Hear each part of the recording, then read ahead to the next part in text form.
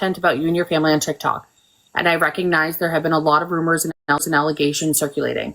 I would love the opportunity to do an interview with you, not to add to the noise, but to give you a chance to share your side and hopefully clear up misinformation. I completely understand if you'd rather not, but I want to extend the offer in case you'd like to address things in your own words. Thank you for considering it.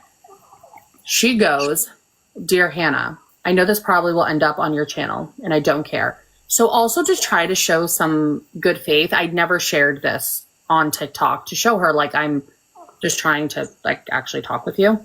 Do you hear that, Hannah? Sarah, if you're in here, she's never like told anybody. This is just between her and I. First, let me say I appreciate the milder videos lately and the benefit of the doubt on some things. It makes me think maybe you aren't bad at all, and maybe you actually care about the truth. You asked to sit down with me and do an interview. That isn't going to happen because we have already been burned once by someone wanting to ask us questions. Then when we answer, everyone just posts the parts they think go against us, twisting what we say to mean what fits their agenda, and we aren't taking that chance again. However, if you want to prove your dedication to truth and not some headhunting mission, I may consider answering your select questions. So I'm going to give you something and see what you choose to do with it. I am tired of everyone, including you, spreading false rumors about our book. Firebound Harmony has absolutely zero romantic references. The bond between Jalen and Ariella is pure, or I don't know if that's how you pronounce it, is purely a deep bond of friendship and nothing even close to what people are saying. They took that from one video where we posted the bond description. We actually posted that to try to mess with the trolls. We purposely made it sound the way it did out of context to make them think it was something different. If you read it in the actual context of the book, it doesn't sound off. It was a definite rage bait, but at the time we were pissed and wanted to screw with the big trolls. Big mistake. And we deleted that video, but of course Reddit has it. We also are tired of everyone saying our book is AI. Admittedly, the cover uses AI images, a fact we are not aware of until much later. I don't really understand that, but okay.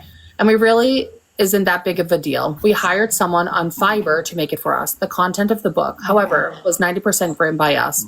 The snippet that you yourself checked was from chapter 1. We used AI to help with the descriptions because in the beginning we were having trouble. But she just said they didn't use AI, and now she is saying they used AI.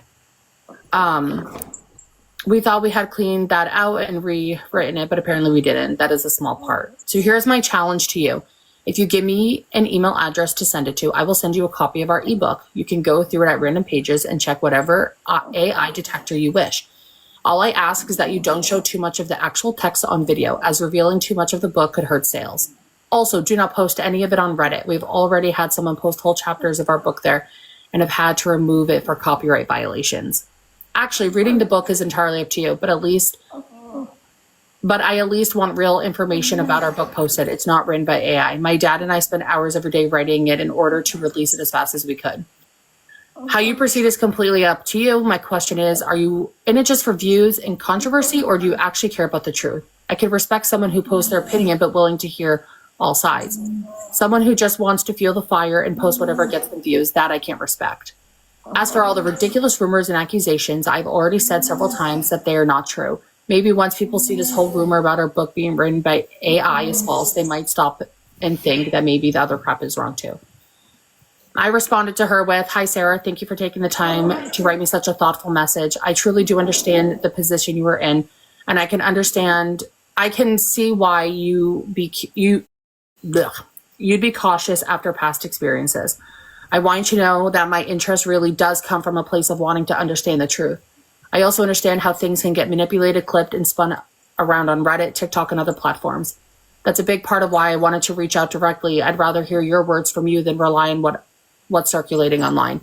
I do genuinely want to ask you and your dad some honest questions, and I appreciate honest answers in return. If this is if this is all really one big misunderstanding, I think that deserves to be cleared up. If you could allow people to see you both in a different light and maybe even open the door for you to return to TikTok as a duo without constant ridicule. I respect your boundaries that you've set around the interview and content, and I want to approach this in a way that feels fair to you. I'm open to your idea reading through your book and addressing the claims responsibly, and I'll do my best to represent things accurately. At the end of the day, I do not want to add, to the noise. I just want, help sort out the truth, and the rumors and everything. Oh my gosh, there's so much. She literally wrote so. At this point, she was just like, honestly, like everything I kind of already said, but just it's really long. Like I can't read all that right now. But she goes, she will like consider the interview in this. And then I kind of just kept it short and said, listen, I hear you. I'm offering to do a live with you and Patrick to clear things up. I understand you want the questions before. Oh, okay. So she was like, well, I want questions beforehand. And this is when I said to her, I understand you want the questions beforehand, but I do not think it's authentic to see them beforehand so you both can ponder and think about them. I want it to be raw and authentic. I would never ask anything inappropriate. If you want to do it, then great. If not, that's fine too. I refused to send them the questions because I wanted to see their immediate reaction when it was asked because it was going to be raw questions. So yeah, at that point, I didn't hear anything from her at all. Then, we did the live, whatever. I reached back out to her October 9th and I said, just checking in and seeing you're okay after everything. Because people were curious about me saying to give him a hug, and I get that. And I'm so sorry. That one really eats me up because looking back at that video, I'm like, damn, I don't know why my brain went there. I'm just human. I don't know. I don't know. I'm so sorry to anybody who was offended by that. I'm offended that I said that. I take full responsibility and accountability for I don't know. I really don't know. I don't know how to even word it in another way for people to understand that it was just a genuine reaction. I think that I should have not said it. But I think in the moment, I don't know, maybe, and if I'm speaking out of terms, correct me. You kind of thought of them as not this I don't know, pedo and this victim. You kind of saw them as a dad and a daughter. Yeah, possibly. I also know at that time in my brain, wow, I cannot believe he just admitted that. I wanted to, I guess maybe to be oh my God, good job. I can't a victory. That, give him that validation of you did something really good by telling the truth. So I think my response of oh my God, give him a hug was just trying to validate him. And I can see why people were uncomfortable with that. And I'm sorry. that was just not what I don't know. You said something earlier today that you catch more bees with honey. And I agree with that. I did not see it as you being in any kind of way malicious or putting her back in harm's way. I mean, she lives with him, for crying out loud, Yeah. But I just know that was something people were super offended by. So I just want everybody to know, I see you, I got you, will never happen again, And then she was just I'm good. Dad's channel is getting blown up with comments, but he's pushing through. Thank you again for being respectful, unlike most people. Because in that live, I was seeing the comments and people are you need to go harder. And I'm just no, I go hard. He's not going to do anything. He's not going to talk, Yeah. And I was just I really believe respect goes a long way. No need to be rude or hurtful. He will get through this. He made a big step yesterday. Mental health is real. And so I just wanted to make sure you guys were okay. And that was it pretty much. And then, so sorry. No, you're good. And then Patrick, oh gosh, this is so long. Let's see. When did this start? October 6th. Oh, he messaged me first. I don't know. Can you see that? So Patrick messaged you. When was this? October 6th at 12:57 p.m. Okay. He saw my video where I was dial it back. You need to chill out a little bit. You're being really intense right now. He goes, hello, Hannah. First, let me say, I appreciate that you were trying to see different sides. You are right. Every time I make a video, it seems to dig me deeper. That is how I knew when he said that he watched my video in response to his new account. Mainly because I am the type of person I try to fully explain things, and you are also right that sometimes I seem to contradict myself. The hardest part for me in all of this is that I know that I would never do any of this, so it's hard for me to see how anyone could think I could. You may not understand where I'm coming from on that. Here's my big problem, though. I have major trust issues because I have been burnt too many times. Oh, you know what? I think in that video I did say to him, like, let's do an interview. I'd have to go back and watch my video, but I think I was like, you got to dial it back. Like, maybe let's do an interview. Like, I think I threw that out there. So I think that's probably why he messaged me. I have trust issues because I've been burned too many times. Also, you see the Reddit and the videos as much as I do. Even doing sit down with you, it could be easy to clip just the right phrases out of context and twist it. I don't think you would purposely do that yourself, but honestly, do you think Reddit or the Nightmare team would have the same restraint? Sarah told me about your messages and even read parts of them to me. Also, I have seen your channel change recently, and I know how drastically your perspective can shift with Jesus in your life. I can see the videos recently, and I can see that you're really trying to give me more of the benefit of the doubt. I do see that you're still on the side against me, though, and honestly, that gives me a pause. The last thing I need right now is an interrogation. You probably have no idea how it feels to be hit from all sides.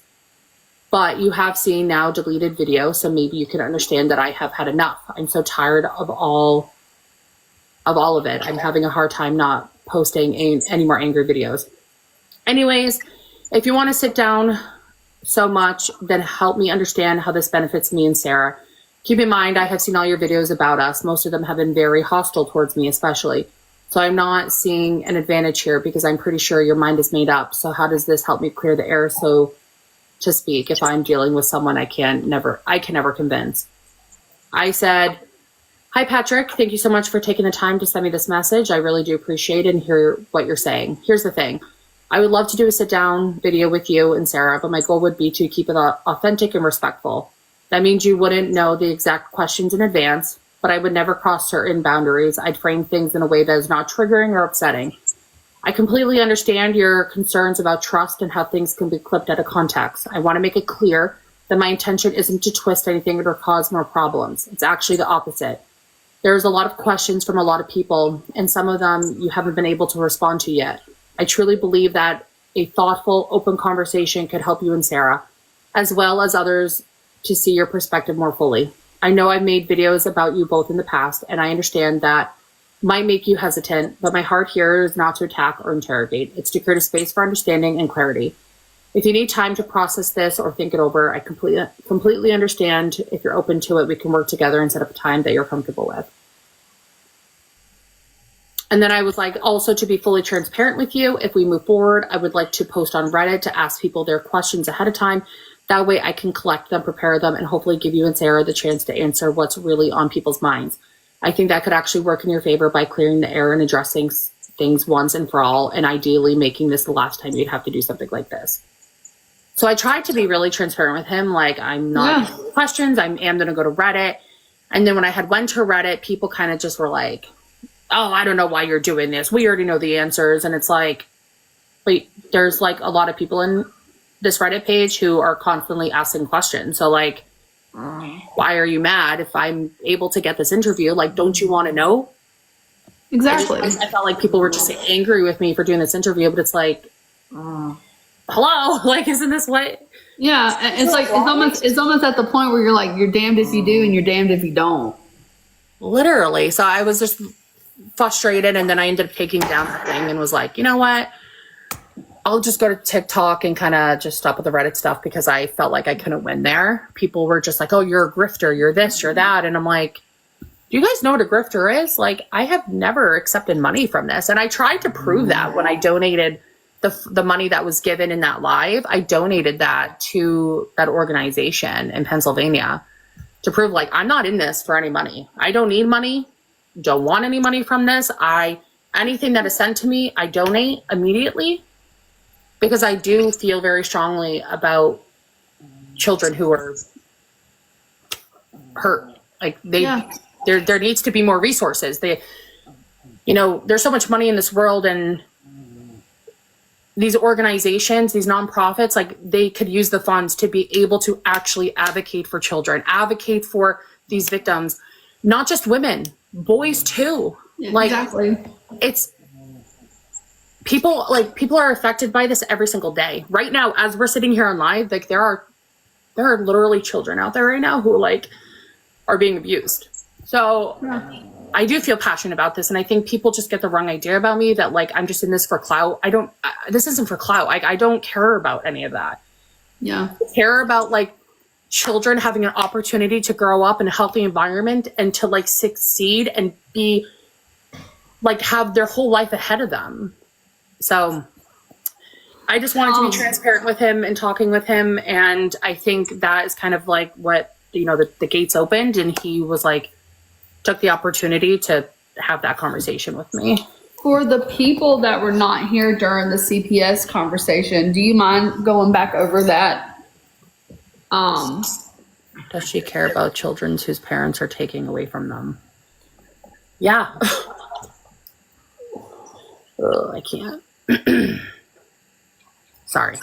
It's okay. And look, the conversation at hand, okay? And I don't mean to discredit anybody's comments. That's where the disconnect comes when it comes to you, though. What can I really need to clear this up. I'm sorry. Like, I'm just so sick of it. You too.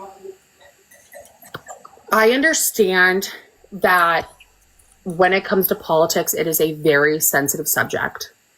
Every single person has their own views, their own moral compass, what they think is right, what they think is wrong. We all do the best that we can do with the knowledge that we have, right? When I reposted the thing about ICE, it's not so black and white, in my opinion. It's a very complicated organization, it's complicated.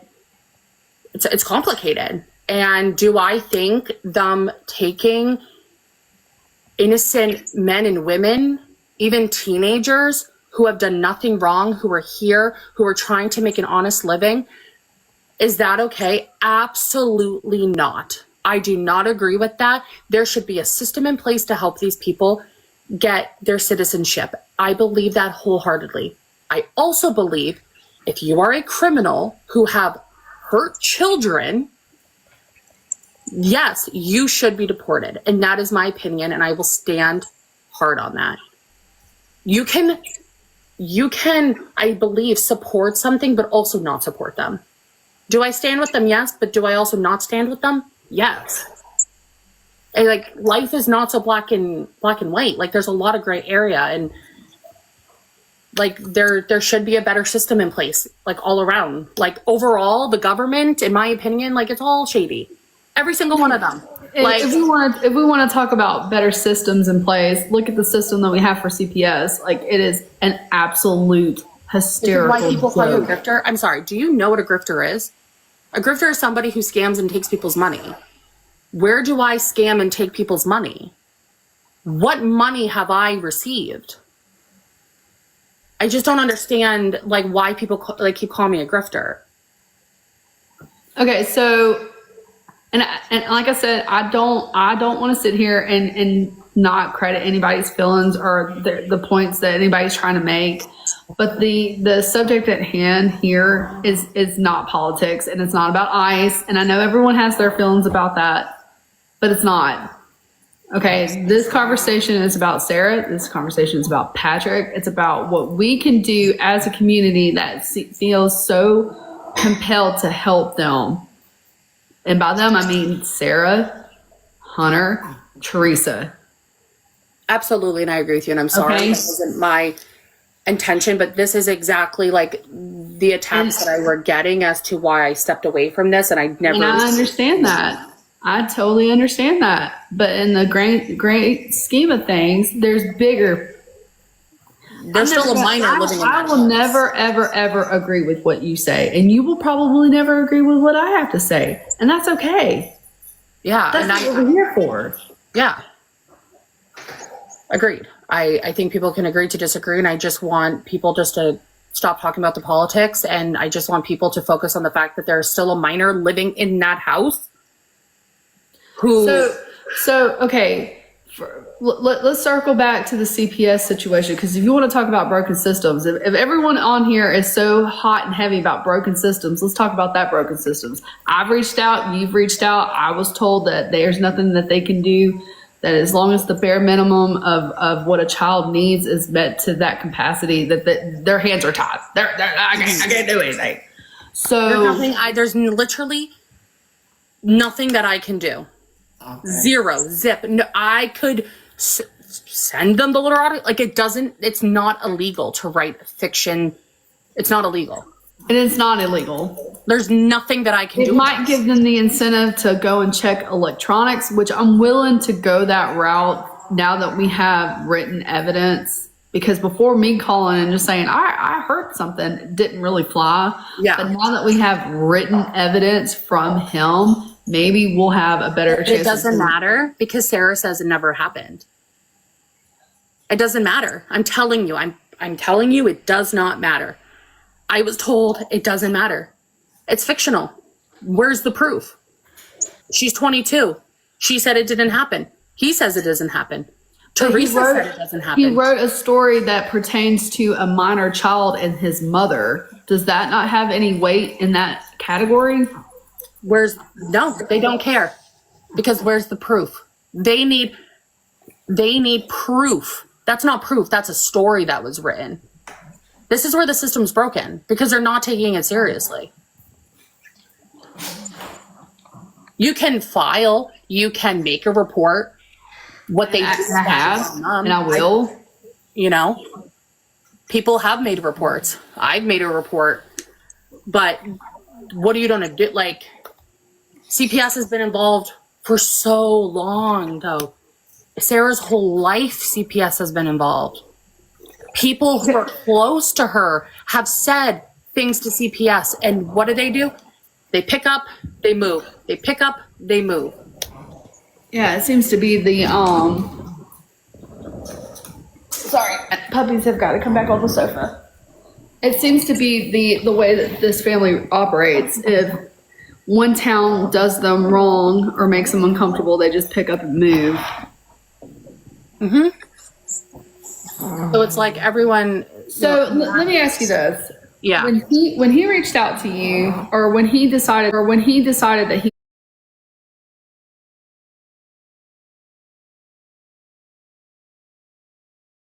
he was going to come clean, personal gain from doing that? I think if he said it and said why he did it, that it would change people's perspective. What do you? Oh, he grew up in a really, poor, environment. Like, I think if he, how do I say this? Like, I think he thought if he were to come on and say, we had no money, we needed money, we took this opportunity, it wasn't right, but I did it anyways, that people would feel for him, that people would be like, oh, I understand tough times, we do what we have to do, That's why people go out there and they start selling rugs, because they need money for their family. Like, I think he wanted people to sympathize with him. But people can't sympathize with somebody who could write something like that. So this wouldn't fall under the child porn because he's a minor child? Maybe. I didn't think of it in that way. I mean, that's what it kind of, if he's writing a fictional story about Sarah, maybe not, but because it's Hunter and he's a child, I don't know. I think that might be where we've got him. I don't know, because I think, have you ever heard of, I think they're called MAP. Is that what they're called? They call themselves MAP. What is it? I think it's MAP, M-A-P. I don't know exactly the terms for each one, but something along the lines of like people who are attracted to minors. There's been TED Talks where people have gone up and they want to, try to make this okay. Like they have camps and stuff. Let me look it up. Is that why he presents her to be so childlike? with the way that he dresses her and her mannerisms. And I mean, when I found out that Sarah was in her 20s, I almost fell out. I was like, what are you talking about? Yeah, I possibly. It's MAP, M-A-P. Does anybody know what I'm talking about? Oh, minor attracted person. So like there is a group of people who are considered MAPs or minor attracted. Like it's where they're trying to make it legal for people to be attracted to minors, pretty much. And so that makes so much sense about that whole. She does the video where she's wearing "I'm His Ladybug" shirt, and she does the camera like this, and it comes back up, and it's her wearing the white dress and the little boots. So I think when it comes to Teresa and him, I don't know that like legal line of like, can you write fictional? Because there are fictional stuff. I mean, there's a whole page of this of that. So I don't know like if this site is allowed to be there and people are allowed to write these crazy stories, how is it not illegal? I mean, the site is clearly allowed to be run. You know, people are allowed to make accounts and upload. So I don't know. I was never told by anybody that there was any concern about Teresa and Hunter. That I do know. So it's hard for me to sit here and say anything because it's like nothing has been presented to me other than this story. You know? Like I don't. I think that's where we got him. I think he is. So. I think he is a PDF. That's my personal opinion. I think if my brain is working the way that I think it's working, the loophole here is that he is a minor and that there is a story that has been was written. Was that story on the Miss Ariella? I can't remember. I think it was. Okay, so maybe that's where we got him then, because if it was, I think that's where we got him. Miss Ariella, well, he admitted. I have the proof. Patrick, let me tell you something, my friend. If you're on this live, I'm coming for you. We're coming for you, okay? I would be shaking in my 3 teeth right now because I'm coming for you. There's a certain amount of scum in this world for somebody who can take the innocence of a child and hurt them in a way that they will never be able to come back from. And once you've stepped over that threshold and you've done that to somebody, there's no coming back from this. I also think he didn't think I was going to come out and share everything. Well, he's an idiot, so. I really believed he didn't think I was. It was just a matter of time that I was going to come back and open up and share what I know. You know, I do know that the person that I spoke to did say that they were going to keep trying with Sarah. I talk to people too, and that she just doesn't have anything to. But I have encouraged. Please don't stop. Please. Yeah. You know, if you mean it from your heart, and this is something that you're truthfully trying to do, please keep on. Please push forward. Yeah. We'll do some live questions. Just hold on one second. I have one more. Hold on one second, because I wanted to ask you something about. I had it and then I lost it. I'm sorry. It was in my brain cavity, and then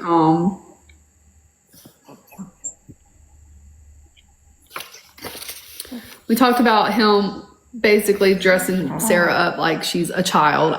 She has said multiple times that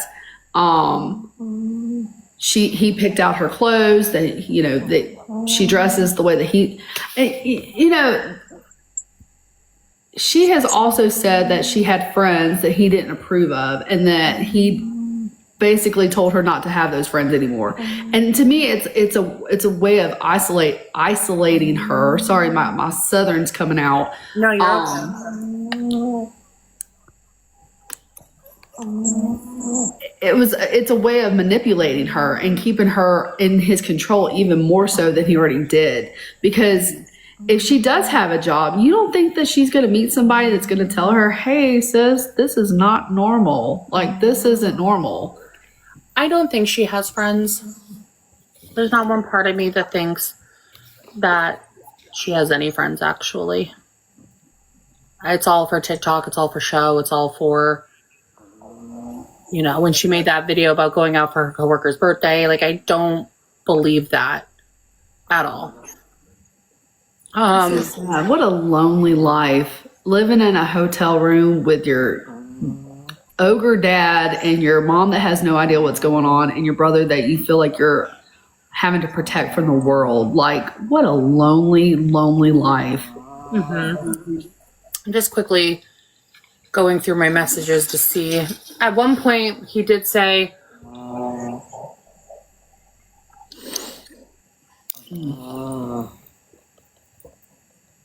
okay. So he goes, okay. He goes, okay, so there's one big problem here. I know even if I wanted to, I could never talk about certain things openly. All the pain and anguish would make it almost impossible to remain calm. People want the full truth, no holding back, but if I try to talk about it, I would lose my voice fast. I honestly don't know how to proceed. I can write everything out, but then where do I post it so everyone can see? How do I tell my story when I can't even say it out loud? So this is kind of where I was like trying to smooth, you know, him. So I know some people might have a problem with what I said, but whatever. I go, do you believe I conducted your interview with respect, kindness, dignity? Secondly, do you believe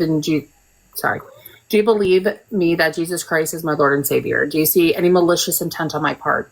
If you can answer yes to the first two questions and no to the third, maybe you and I can work together to find a way to present your entire story. You know, because I wanted him to admit to the Literotica account. Again, this is where I was trying to smooth him. So please, guys, this wasn't me like actually feel like I was trying. Okay, she's bait and switching, people. She's bait and switching. I said everybody loves a story about redemption. Everybody loves the guy who turns their life around and is vulnerable. Yes, it may be tough at first, but those with a sincere heart wishing to do the right thing will always succeed. If you are the God-fearing man that you have presented to me, you should take some time to prayerfully consider your options. I will never lie for you. I will never manipulate your story. I am only interested in the truth and quite frankly, the saving of your soul. And this is where he goes, please understand, Hannah. If I didn't answer yes to the first two and no to the third, we would not be having this conversation at all. I have dealt with many people in my life and have been burned by a lot of them. So yes, I believe you care about the truth above all. I also have to believe that anyone who truly loves Jesus must have a kind of forgiving heart and care about the truth above all else. I said, the ball is in your court. I believe I have a theory as to what the truth is. Based on evidence or lack thereof, I believe that considering your family history, you have tendencies and you have yet to act on any. So it's kind of teetering a little bit with that. I said, I believe the Literotica sites were your outlet for you to express your desire. I said, that's not illegal. People may find it morally repulsive, but every human being cannot state that they're 100% pure. We're all sinners from one degree to another. I found when I talked like that, he was more willing to be open with me. That makes sense. And so, again, I know a lot of people are like, oh, Hannah, you because you're a Jesus MAGA lover, like, you love pedophiles and you're going to forgive them. And that's not true at all. And I do believe in God, and maybe I shouldn't have used him in that way. And God hopefully will forgive me, and I will pray about that. But if he also is like I said, God-fearing man who believes in Jesus Christ, then you're going to be honest, because you're going to feel that weight on your shoulders. And he was feeling the weight on his shoulders. And that's what got him to start opening up to me. Yeah. And that's why you feel like he was compelled to start the conversation with you. Yeah. I wasn't going to sit there and be like, I just knew if I went in, even up until we last spoke, like just going at him, he wasn't going to open up to me. And I think he reached his limit of opening up when I started presenting him questions with he literally said, there are people who have grudges against me. That's why they're talking. He knew I was talking to people that were close to him, very close to him. Yeah. Like incredibly close with him. And so he, I think, started then to feel a little bit like, she's getting too close. She's getting too close. He wasn't able to manipulate the narrative at that point. You're getting outside sources. He couldn't, because I was saying things that nobody else knows, like the pastor, like some homeschool situations that happened, some incidences with Teresa. Like, I only knew that. That was never discussed on Reddit. Can you tell us if it was like a family member or was it a family friend, but they were close to him? Family friend that was basically like family.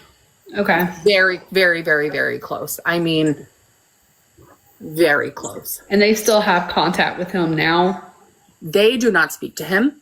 From my understanding, this person, Patrick, she said, the person said that when Patrick feels like you're questioning him too much, he will cut you off. If he feels like you are telling him, like, that's not right, like, I don't know, just he if he senses anything, you're kind of done. Like, you have to think that's how he runs his household. He tells them something and they just swallow it. They don't question him. Yeah. You think anybody in his family? He's the matriarch. He's the big dog. He's the big ogre in the swamp. But in his family, and his little, his little family with his wife and 2 kids, not so much with the rest of his family. That's what I'm saying. In his little central family unit. But rumor has it that his stepfather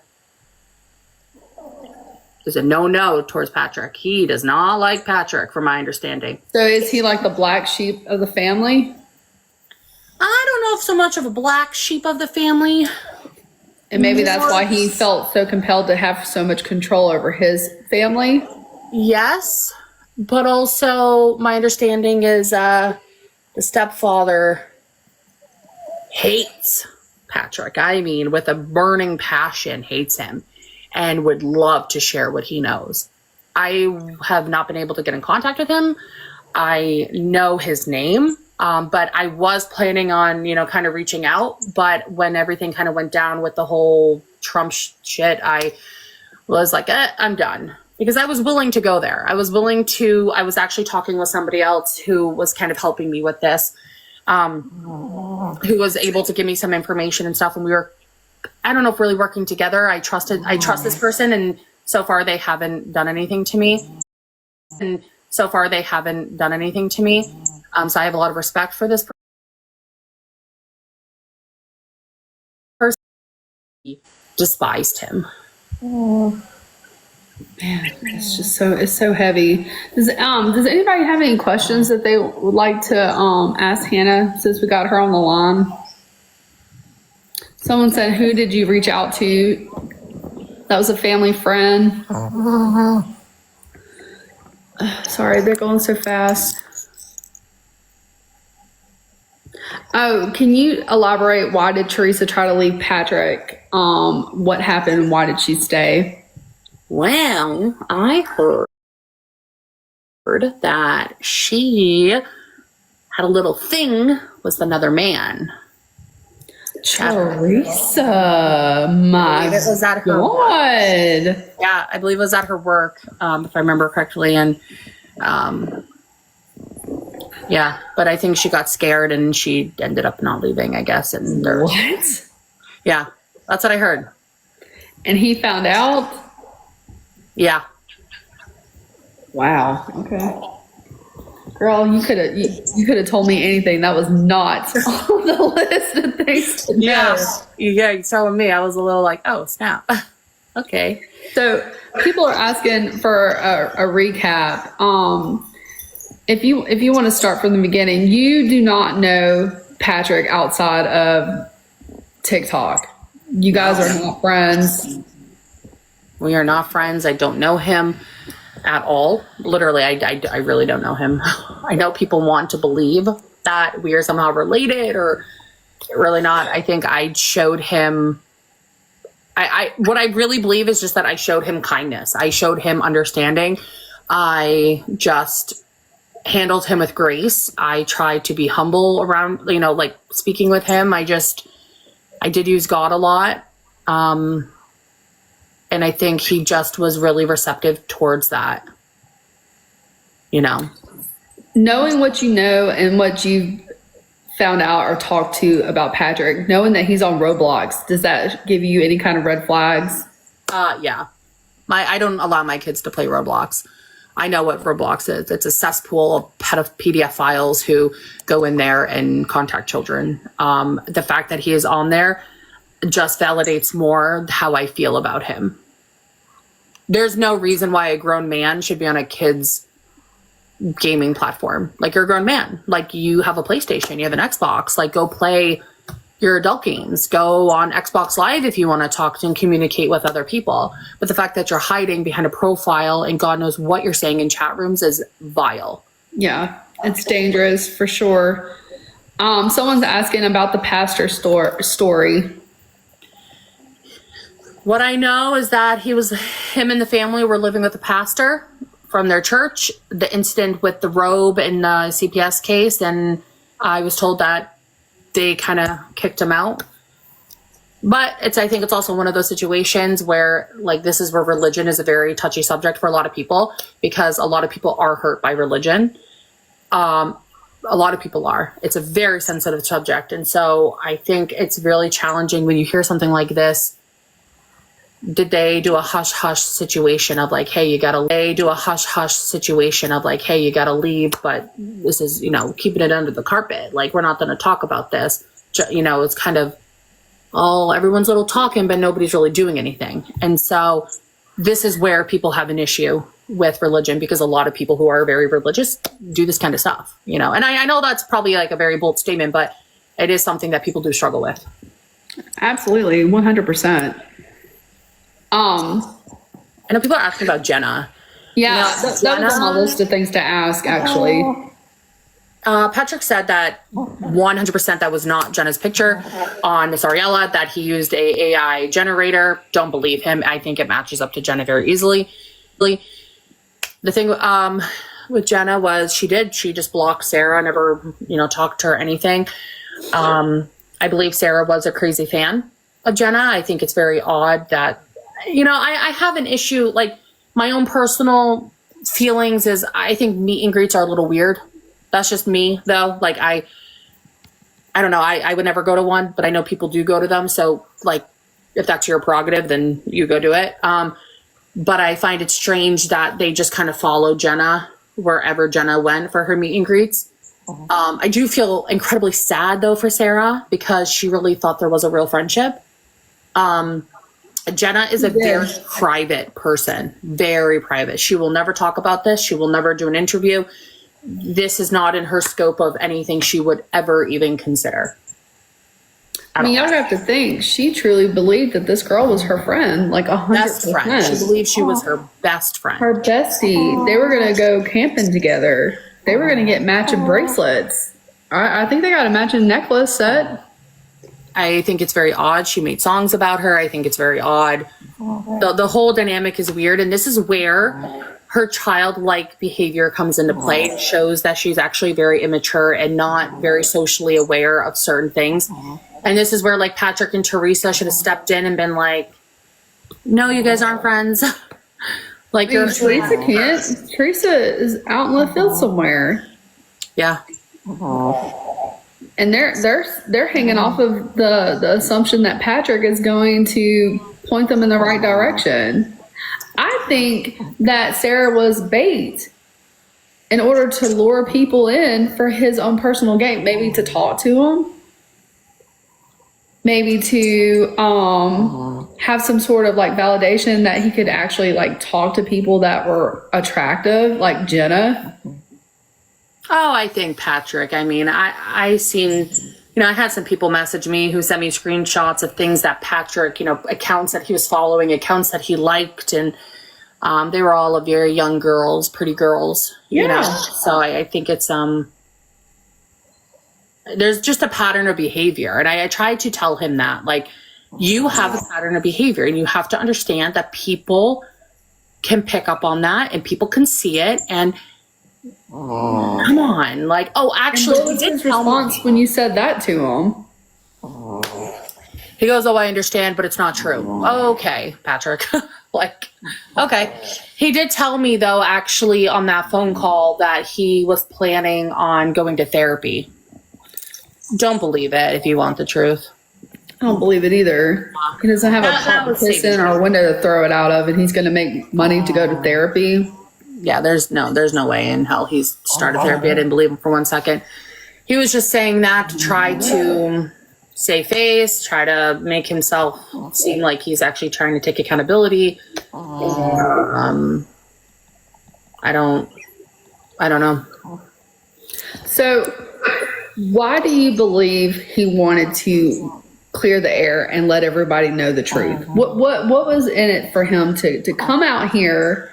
Because if you remember at the end of your live, after he went and did his own live, or he did his own video after y'all's live, he said, I just want to come back and start cooking with Dad again. I just want to go back to the way things were. That's because I said you're free. I think that's why he said that. I think he had this false perception that if he just admitted to the Ariella account that he could come back and kind of restart his stuff.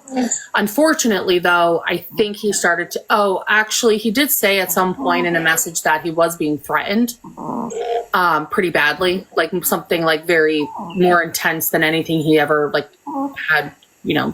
He's gotten threats before, but this threat, I guess, was very specific that made him feel uneasy. So I believe that he was never planning on admitting to the Ariella account. I think it was literally just a moment of like pressure and weakness in the live. And I think he realized as soon as he admitted it, there was just this, he opened up a whole can of worms. Like it was just like this, I'm over, like, you know. And so then when I started talking to him after the live and just, you know, checking in, making sure, you know, because at the same time, you know, I did do this live with him and I want to also make sure that he wasn't going to harm himself, harm anybody. Like I wanted to check in and just make sure, like, are you okay? You know, because that is a pretty heavy thing to admit. And like, you know, I am concerned about you and like the kids now. And, you know, I told him there are a lot of resources in Texas, like you should really reach out to, you know, just in case you're feeling like you might, you know, do something to you or anybody else. And then that's kind of just where he, you know, I kind of started with the whole, like, you know, do you believe in Jesus Christ? Do you believe in redemption? Like, do you feel like, you know, like you want to just continue with the honesty train? You're already on it. Like, just keep going. Don't stop. And he did. He stayed on it, kept opening up more and more and more. Because I'm going to be honest with you, when you guys deleted your accounts that day, when we were supposed to have the second interview, I was thinking the absolute worst. I was thinking he had offed himself, he had offed her, and then offed himself, and that you found out and that you couldn't even come on here and bear to tell anybody. Like, the absolute worst thoughts possible were going through my head. I didn't realize he was going... I didn't realize how quickly he was going to delete his. I think maybe he just felt, I can't even speak to his feelings because like, I don't know really what was going on with him. I think he just maybe needed a break. Like, I really don't know. I honestly just deleted my account because I was a baby. Like, plain and simple. I was a baby. I ran away from the problem of all the stuff that people were, you know, talking about, and I just didn't want to deal with it. And I thought, okay, if I leave, don't come back, let everybody do all their talking, stay off Reddit, and then it will all die down and people will forget about me. And then I came back and I removed all my videos. I changed my name. I blocked a bunch of people. And then I did see a couple, like, I think I saw 2 videos. One was like this, like, rest in peace, Hannah. It was like a kind of funny, like, memorial video of like Patrick and me. I did chuckle. I was like, oh, people are so like clever. Like, that's so funny that they did that. I thought that was hilarious. I sent it to my husband. I'm like, oh my God, people are so funny on the internet. And then kind of just from there, I was just like, just gonna stay low. Are you planning on releasing? You had said in your the live this afternoon that you were not going to do any more content about this. Are you going to release the text messages? Yes, I am going to release them. I feel like you can't just take my word, right? Like, people have to be able to see with their own eyes that he admitted to it, because it's just, that's a pretty heavy thing for me to unload. And then people can question, well, how do we know that's true? Like, exactly. You dipped on everybody. Now you're back and now you're making a video. Like you have to, I think it's the right thing to do. So yes, I will release them. I will upload them so people can see what he wrote, and he also said earlier, like, and I think Sarah said too, like, do what you will with this. Like, they knew it was going to eventually be released. And anybody can say what they want to say right now, and I might not be your favorite person after saying this, and I'm okay with that. But I think at this point, knowing what we know about him, he doesn't really get a say in what he doesn't want to be released. Okay, that's how I feel. You may feel different, but no, I don't. Me not releasing it immediately had nothing to do with Patrick. I have no feelings towards Patrick in like a positive way. My feelings towards him are very negative. I'm angry with him. I, quite frankly, strongly dislike him. I have nothing. I owe him nothing. You don't I owe him nothing, and I set out to get the truth, and I got the truth. Like, people can sit here all day long and break me down and question why I did this and did this, but at the end of the day, for months, maybe even a year, all of you, I'm not trying to say you specifically, I'm just using as a generalized, sat on Reddit looking for the truth, and I have the truth for you guys. Like, where it is. So if any of you can do anything with this and have connections or resources or whatever, like, please go save Hunter. Like, do whatever anybody thinks that they can do to save Hunter. Because I do think he should be in a better environment. He shouldn't be living in a motel with his 22-year-old sister and his mom and dad and having, eating pasta, macaroni and cheese every night. His diet is not good. He should be in school. He should be in school. He should have a good, well-balanced meals. He should be in an environment where, his family isn't being talked about all day online. Like, he is still a minor who deserves, a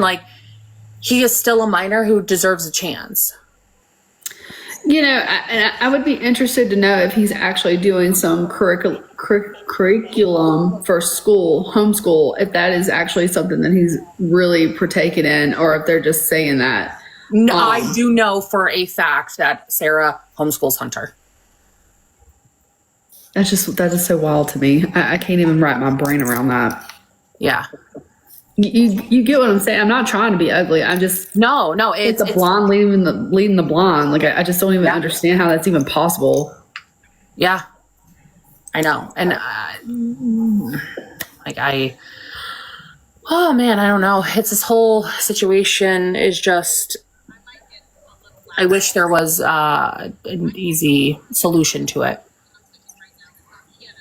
So Brittany on here, she actually sent me a video earlier about Pat admitting that he wrote the corn stories about kids. And I think we've kind of touched on this earlier, Brittany, that might be one of our ways of actually having him, is that Hunter is a minor child and that I'm so sorry. No, he's cool. And because he is a minor child, and he has written these stories, even though we can't say that it's written about Hunter necessarily, he wrote it. Hunter's his son, and the son is underage. I think that might be where we've got him. Yeah.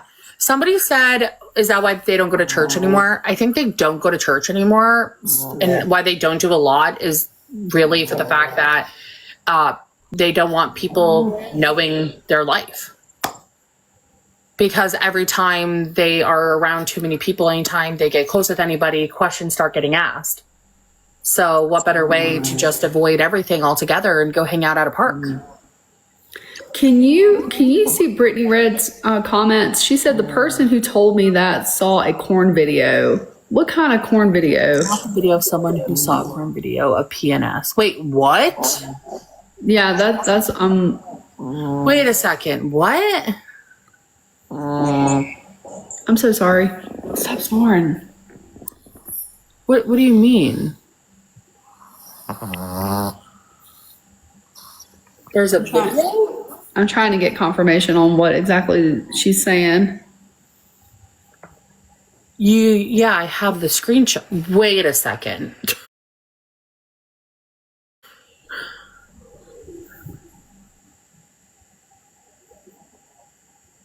Send that to me if you can, because I will send that to Patrick and be like, what the hell? They said that when they were younger, they saw a corn video. Okay, so is this the one about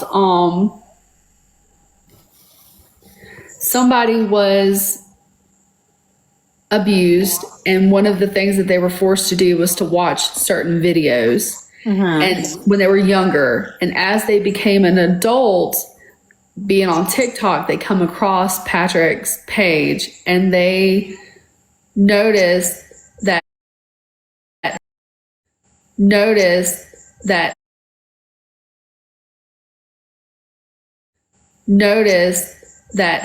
that's them from that video that I was forced to watch.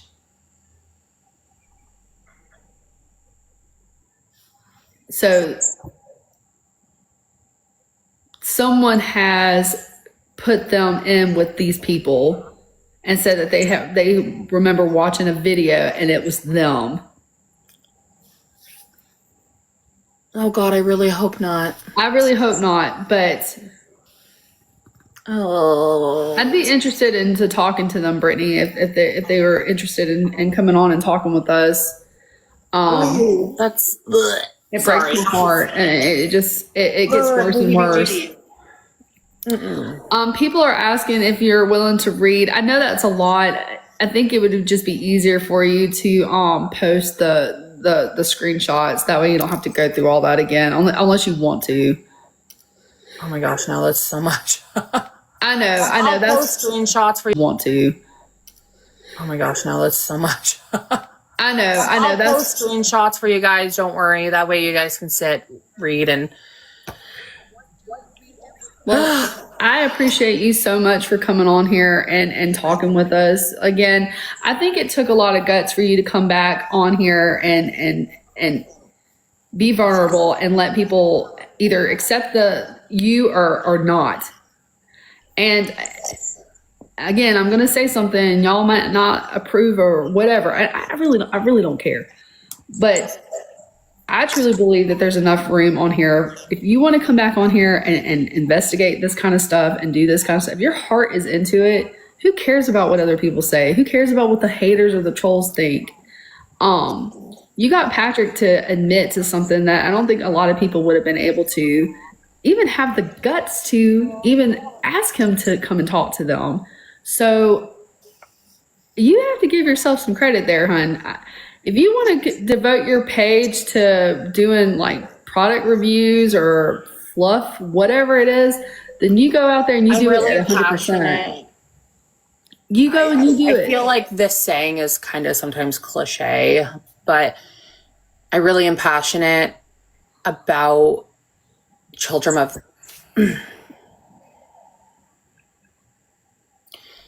I'm very passionate about children of child sexual abuse, and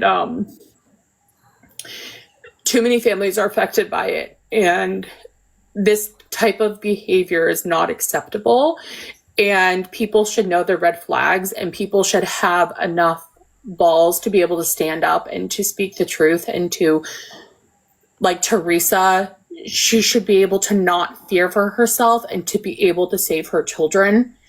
And so many families, so many wives and husbands, cousins, grandparents stay silent.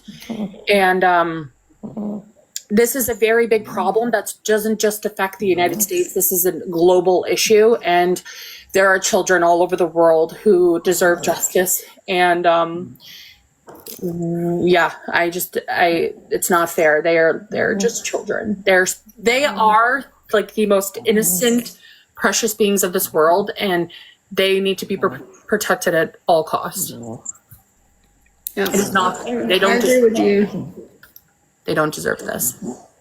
And I believe Sarah's. And it's up to us to keep the story alive and not get sidetracked by what side of the line you stand on. Okay, because at the end of the day, that doesn't matter. That doesn't matter. That does not matter. My side sucks. Your side sucks. They all suck. Okay, they're all not doing what they're supposed to be doing. Because if we had a side that was dependable on, these babies would not be getting hurt like they are. It's a pandemic. Okay, Yeah, it really is a pandemic. Actually, it really is. For it. And it is sad and it is hurtful. And you said something on your live earlier. You said, well, it's just me. I'm just one little person. Well, when you have an army of people behind you that feel the same way, we can move mountains and we can make a change, but you can't give up. No. And I always used to say, like, I don't understand where are the marches in the streets for these children? Why are people not out there literally fighting, going to Congress, going to the like where is the movement to save these children? It's in the Congress, babe. It's in the House. It's in the justice system. It's everywhere. What do they say? It's the number one money making factory. Children are the highest currency that we have ever seen ever. They mean more. That's why they don't want you to get rid of kids. That's why they don't want you to. They need them. I can't. It's the truth, though. No, I know it is. I know. I'm just saying it's devastating. It is. It's devastating. If you need to take some time to compose yourself and bring yourself back, I invite you to come back and keep the conversation going. I think that this platform needs people like you. And yes, you got knocked down, but you're coming back. And I commend you 100% on that.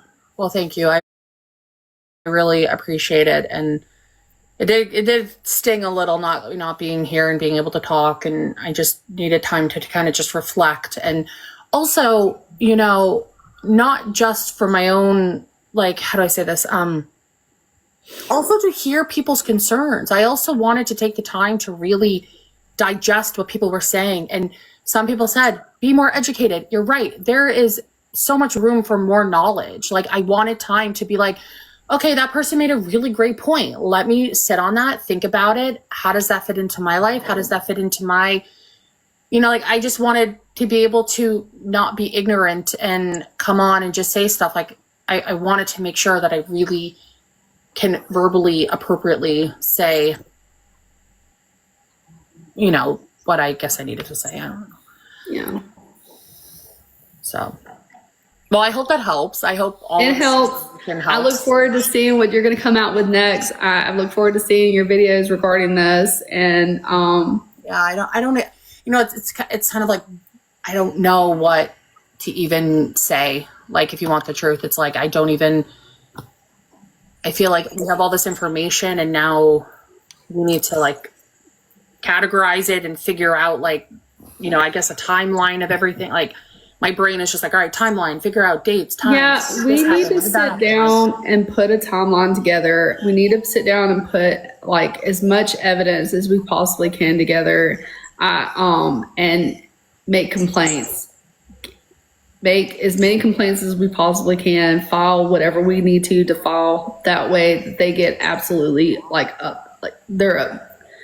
they can't even stand us. When the phone rings, they're like, "Oh my God, is it them again?" You get what I'm saying? Yeah. I know. Yeah. Oh, I know. Yeah. Oh, it's a lot of it. It's a lot. It's a lot.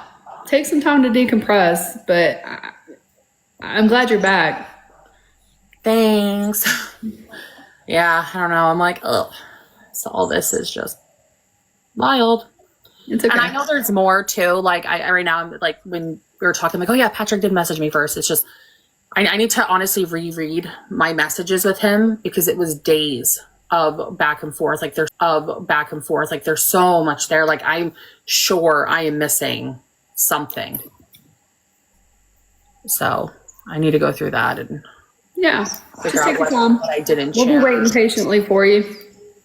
Yeah, I know there's like a lot about his life. Oh my God, that was literally, it's a novel. Yeah. I had to reread it a few times and be like, okay, wait. Like, it was intense. He spent the whole day writing it to me. Can you imagine him sitting at his little desk and he's like, hold on, everyone, I gotta write an email. I bet that took him forever. Yeah. Or it was already pre-written out because it was just, I like couldn't believe how much there was. Like, it was just intense. Yeah, I bet. Also, I know there's a lot about Teresa, and he wouldn't tell me. That was one thing.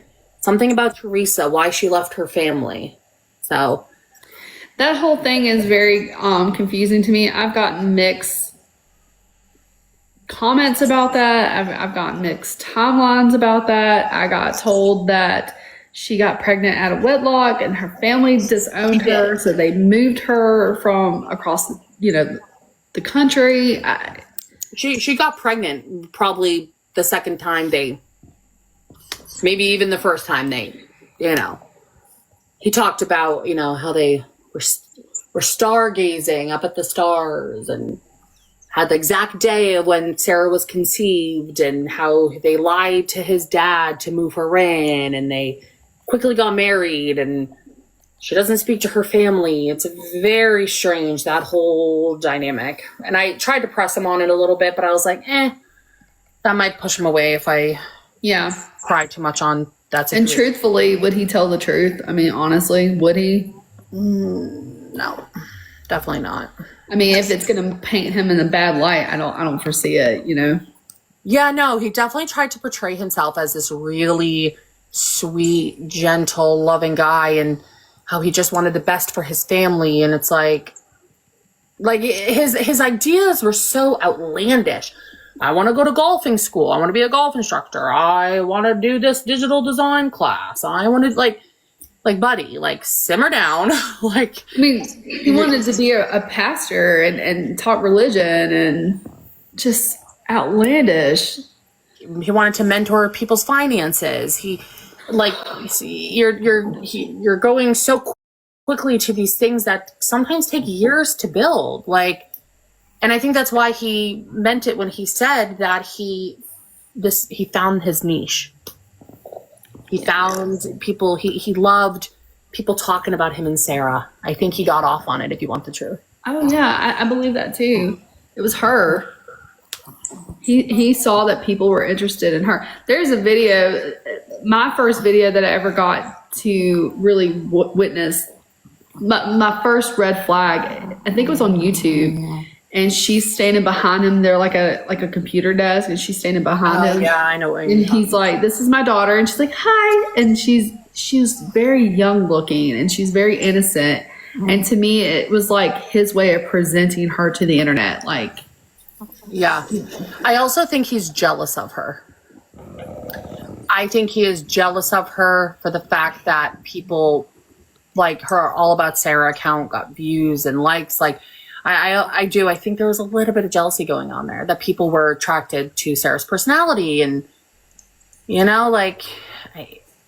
Well, buddy, they're not tuning into you. They're tuning into her because A, people are concerned. B, I think that people were genuinely wanting to give her the views because they thought that was in a way of helping her, But I mean, I think it's really shitty that they both kind of decided to scam people. She didn't know any better. No, I know, but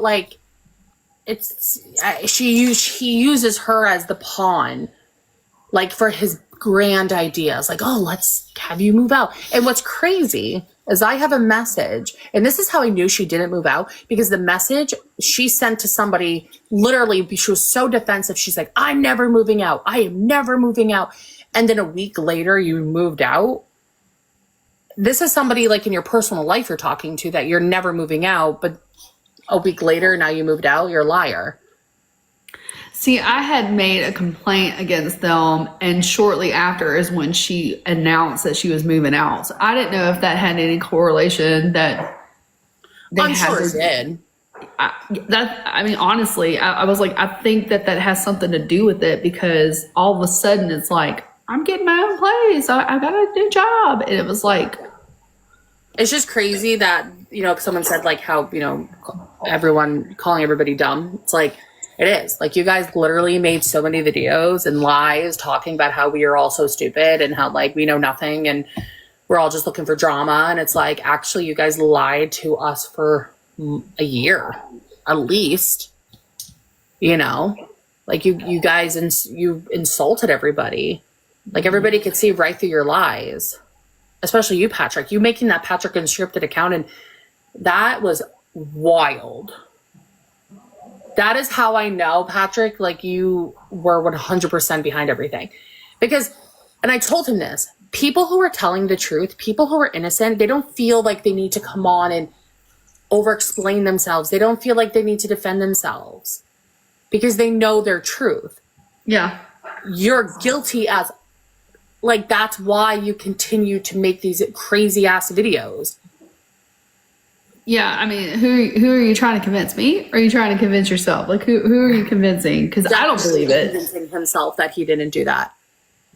You know, I had screenshotted all of the stuff from the Literotica, and after he confessed, I had like went back and read some of it, and I can't get it out of my brain. Like, that will forever be burned in my brain. And now knowing that he did that is just, disgusting. Like, you're sick. And the worst part, you know what the worst part about it is? He didn't do it from his phone. He didn't do it from his laptop. He did it in his home, at his computer, with his family there. In the same room with him. In the same room as him, writing that. If that doesn't have goddamn room. Before they moved, mind you, before they moved to a 2-bedroom, if that's true. So they were still in a 1-bedroom while he sat there, that pervert, writing that shit about Sarah. And that's not against the law. There's no laws to protect there them. has to be. And, you know, I made a half joke, I guess, to my mom. I was like, you know what? We need to fight and make a law. Just like they, you know, have laws for, you know, like Sarah's law, you know, that if you write inappropriate stories, like, you should be investigated. This is, and I want y'all to understand something. This is just the tip of the iceberg. Like, 100%. If he has this type of stuff on his computer, I am willing to bet that there has been transporting, dealing, sending, trading. You know why I think he moved from New Hampshire? I think he moved from New Hampshire because his 2 brothers got caught. New Hampshire doesn't fuck around when it comes to child pornography. We are a state that takes that stuff very seriously.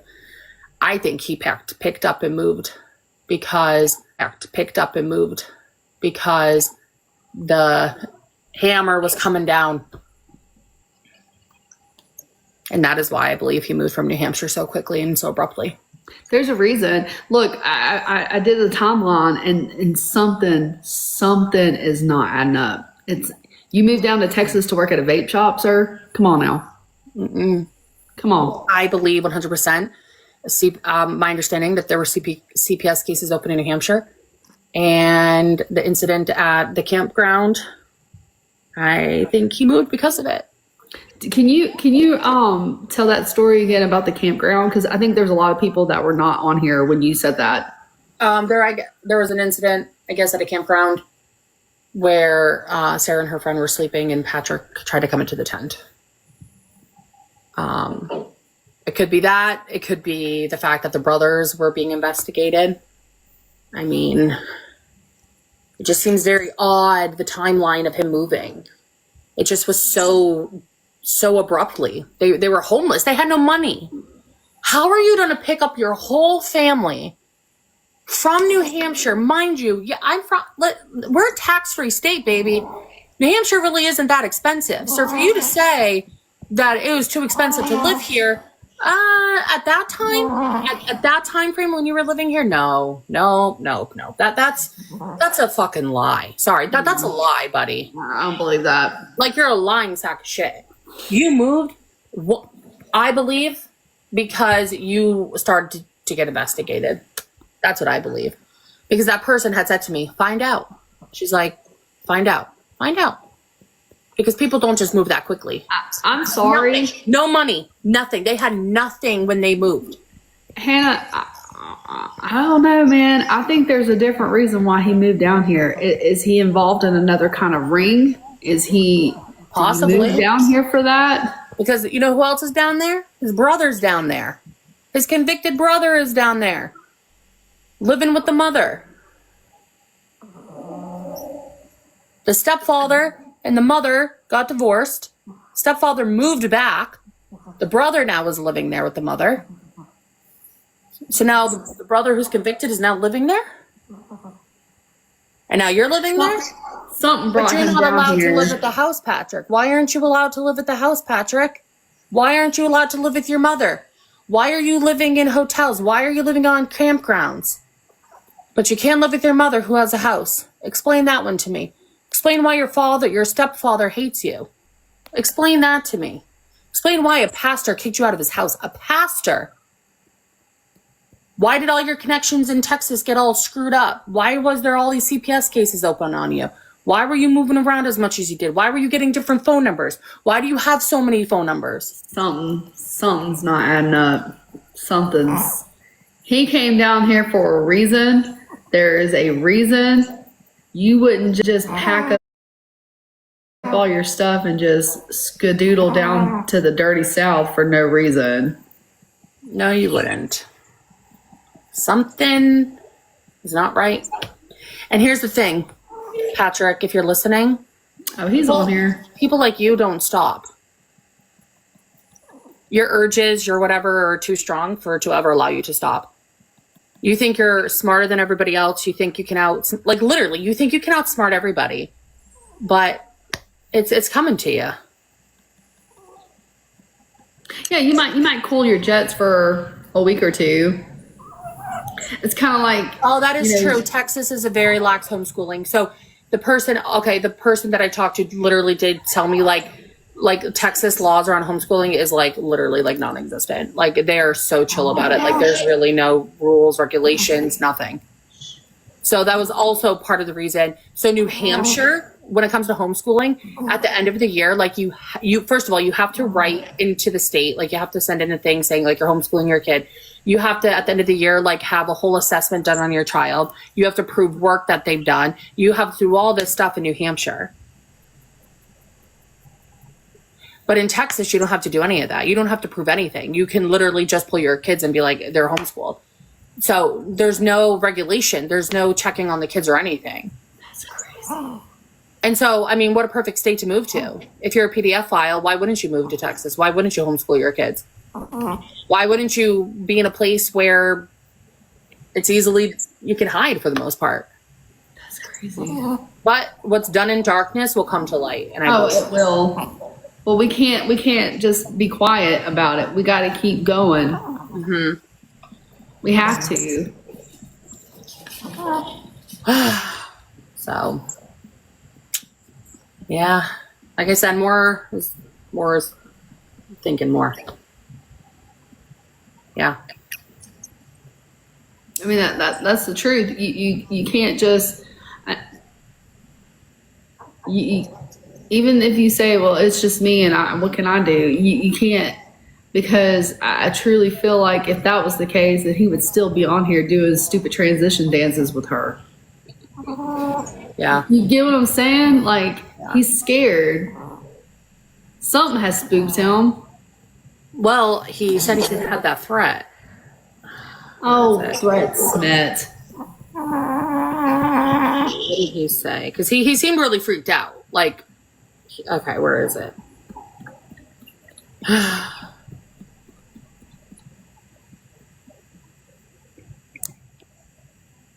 Oh yeah, like I questioned him all the time. I sent him a thing being like annihilator28 at yahoo.com. I'm like, isn't this your email? Because someone sent me a little erotica page. It won't. I can't elaborate more on it. And he's like, no, I only ever had 2 Yahoo emails. This isn't one of them. But I'm like, but it's literally linked to you. Like, okay, maybe it's not, but I'm pretty sure. Where did he say he was being threatened?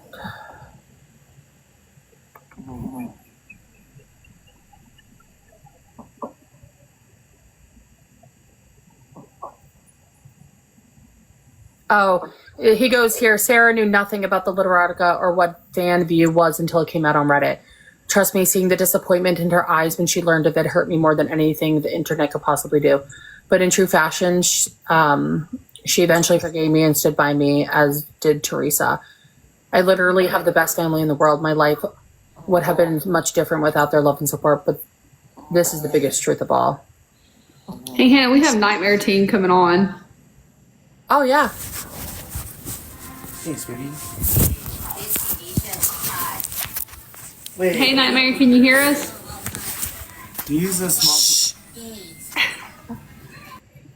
Can you hear us?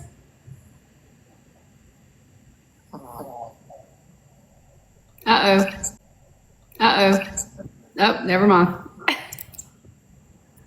He says right here, I said, so I guess now you need to decide what direction you want to go in with me knowing this information. I want to respect you, but I also don't want to, oh my God, I can talk, but also don't want to withhold information. So, I want you over the next few days to come up with, I want you to come up, what the hell? I can't type. Want you to come up with some scenarios that you and I can discuss in depth either Thursday or Friday if you can on my way home. In the meantime, I will come up with because he was trying to talk about like how can we approach this to the internet that he admitted to the Literotica account. So I was saying like come up with scenarios like do you want to do like an interview? Do you want to write out like a message on TikTok and let people know like figure out how you want to address it? And he goes, I will be thinking about it. I'm nervous as hell because I'm doing this to free myself and all I can see is what people are going to think. I'm starting to believe, however, that God is using you to bring this to light, and so I have to trust him above all else. So I think he just felt like he was going to be free if he, talked about it. He just wanted to come back on here and freaking cook with Dad, and y'all ruined it for everyone. Are y'all happy?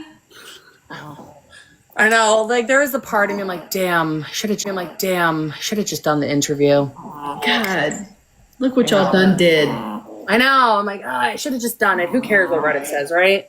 Yes. Hold on, we got Private. Are you still in here? I was gonna bring you in. Private wanted to say something. Little dog. Hello. Hi, how are you? One of the first things I wanted to say is that you were absolutely correct about them just having a two-room extended stay, and that Sarah and Hunter are probably sharing a room. Yeah. Like together. Yeah, I believe so. So when I called to make my complaint, the person that I spoke to that was just taking all the information basically told me that Hunter had to have his own bed. So I don't know if they gave Hunter like the bed that comes in the room, and that's why Sarah never shows that side of the room because that's Hunter's bed, and then she sleeps in like the little whatever the hell that little bed is. I don't know. The cot. Yeah. So I don't know if they made that happen so that it looks like he has his own room, like his own space. Which is, I personally think so. Yeah. But no, everything that has been told tonight, I wish I could say is surprising, but I am glad that it is in the light. Like the Lurotica, her not leaving the extended stay, like, I don't know, it's a lot to take in at the same time. It's actually really sad when you think about it. Everything that has come to life is just, it's heartbreaking. It's heartbreaking. But I think we've all agreed that we're going to keep. Sorry, your dog. That's why I'm laughing. Sorry, she's like the worst and the best co-host ever. I think we're gonna keep pushing forward and make sure that we do everything that's in our power to make our voices heard, make sure that we make complaints, and make sure that he knows that he's not gonna get off this easy this time. I think the last time people just kind of like brushed off and like, that guy's crazy. I think this time is gonna be different. I hope so, because I think this is deeper than what people think. Oh, 100%. Do you think he'll be back? I do not think he'll be back. I think Sarah will be back. I think if Patrick comes back, it will be like 6 months from now. I think he is hoping a lot will die down. I don't see how he could come back. You know what though? Damn, he probably will be back. Honestly, who knows? That this man is so delusional. He's like a whore for TikTok. He just wants all the attention and money. So I would not be surprised if he were to come back, truthfully. Yeah, what did he say on that one video? Good luck trying to prove it. Yeah. He's not But wrong. he is on TikTok, though. He's not on the accounts that we know, but they have been very blunt that they're on TikTok. They have multiple accounts, which that's, again, a pattern of behavior. Look at Twitter. Look at Pinterest. Look at Facebook. He has thousands of accounts. Thousands. And he is a very big gamer. Very big gamer. He spends the majority of his time gaming. I wonder if he has different passwords for all these accounts, because there's no way on God's beautiful crisp green earth I could remember all those. Me either. I wonder if his passwords are like Sarah123. It's on my Instagram. He did send me. I didn't really look at it much because I was literally in Disney. But he had sent me some screenshots of some email addresses saying that to prove that it wasn't him on the Literotica, it was like in his email, like, oh, this account is trying to log in. This account is trying to log in. But I'm like, well, wouldn't that prove then that like you had those accounts if like you're getting these emails? I don't know. I'll have to go back and I can show you. Like I didn't really understand his point in sending me those screenshots of his email. I know, that's so weird. It was weird. Again, it's like when someone's guilty, they try to explain themselves. Yeah. They're like, what are you doing? Like, just, you're being weird. It was weird. He's a strange guy. I wouldn't want to meet him in an alley. I do have one question. There was a creator, I know you were talking about it on your other live, Nicole. I don't know what you like to go by, but I've just been saying Nicole. That's fine. You can call me hey girl, that's fine. Yeah. We were talking about that one creator who went on her TikTok and talked about reaching out to one of Patrick's brothers. So Don't do that. Let me tell you right now, anybody who thinks about reaching out to those brothers, don't do it unless you want to get hurt. Well, she was offering him money. Like, he was like, I really need to feed my cats and my dogs or whatever pets he had at the time, and was like, I will share information for money, basically. So she was asking him about the validation of everything, and he was basically like, yes, Sarah's on everything. And I was just wondering, like, if she could be faking that, because I've been very skeptical of her account for a long time since that one vape shop guy. Who was this? this is Hot Takes Queen. Yeah, she's just always in her car. I never remembered her name, but I She has do think black it's Hot hair. Takes Queen. Yeah. Okay, you know what? Let me say something to you. There is no way in God's green earth that those two brothers would say anything. From my understanding from Patrick, those two are incredibly dangerous. Very, very, very, very, very, very, very. Let me capital blinking letters. Very dangerous. So anybody who thinks about reaching out to them, you better be careful. I wouldn't touch that with a 10-foot pole. And I think also Patrick is a little scaredy cat when it comes to his brother. So I would stay very far away from that. And that's not me trying to protect. They must be bad. Yes, very bad. Patrick and the things he said about his brother. I'm good with that. I want nothing to do with those men. I will stay very far away. Don't know you, don't want to know you. Stay very, very far. Stay in Texas. Wherever the other one is, don't come near me. With all my exes, just stay your asses over there. Like, they have a very, very, very, very, very long rap sheet. Very dangerous. And yet, did you hear what you just said? And yet the stepdad has nothing to do with Patrick. I wonder what he thinks of the other brothers. What does that tell you? What does that have? I mean, let's put that in perspective. Mm-hmm. Yeah. I mean, does that make any sense to you at all? You got the spawn of Satans over here that are terrorizing the town, and then you got three teeth McGee over here, that yet he chooses not to talk to him. Something is not right. Yeah. And the person I talked to is very credible. Very credible. I believe that. I have seen enough proof, evidence to know that this person is very credible. Just something's not adding up. Something ain't right, that's for sure. Something's not adding up. Yeah, I don't believe that girl in the car. I wouldn't listen to her. I have nothing really. I don't want to be that person, but I wouldn't trust anything. And if you have to pay for information, that feels very skeptical to me. Don't pay for sex and don't pay for information. I was thinking the same thing, because how are you going to offer this man money to support his cats and dogs and expect him to tell the truth? Yeah, no, I don't believe that for 1 second. There's no way that they would open up their mouth. There's no way. I'd bet $100 there's no stinking way those two men would ever open their mouth. That is exactly why I wanted to ask you, because I didn't know if you had even tried contacting them or anything like that. So I was wondering how much of a possibility it was. The brother lives with the mother, and people who have tried to talk to the mother cannot talk to the mother because the brother's around. The only way you can talk to the mother is by herself, but she's never by herself. So how are you supposed to talk to her?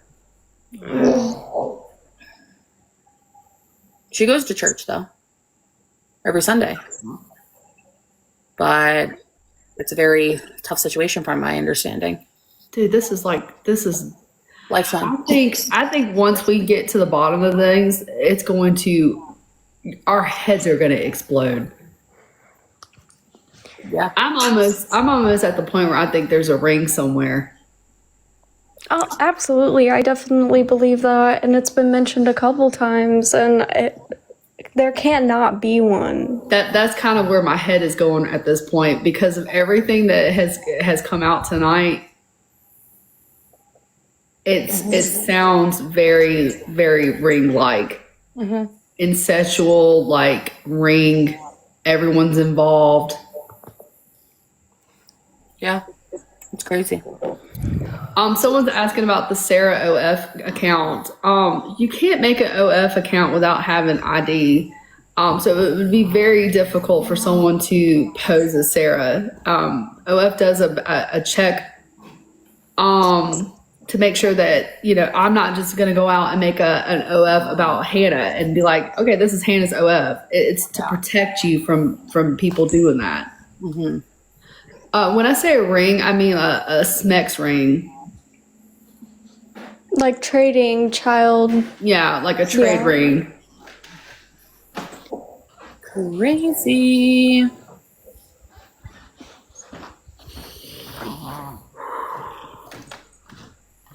Yeah. Coming for you, Patrick. Crazy.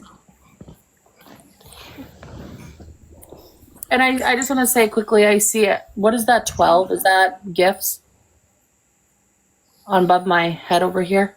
I don't know what that is. I don't know. Me What that is. either. I think it does mean that someone has gifted you, but I don't know how they rank, like how many coins you get from it. Whatever this comes to, whether it's 5 cents, 10 cents, all is donated. I want everyone to understand that. And I will post a receipt as I did with the other one.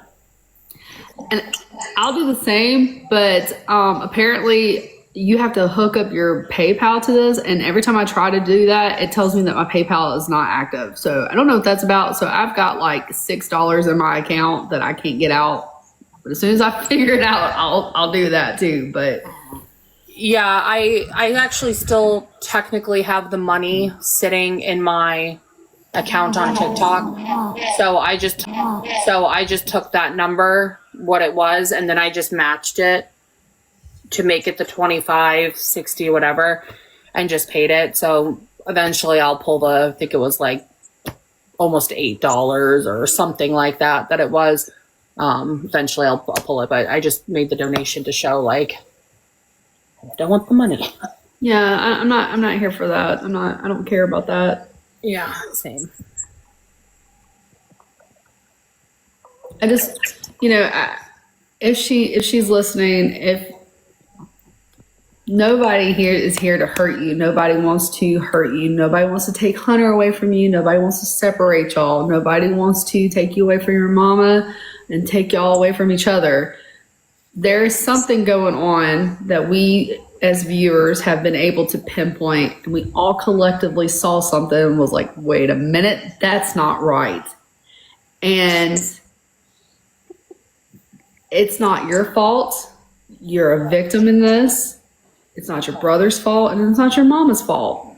It's just a very unflattering, awful, disgusting card that you've been dealt.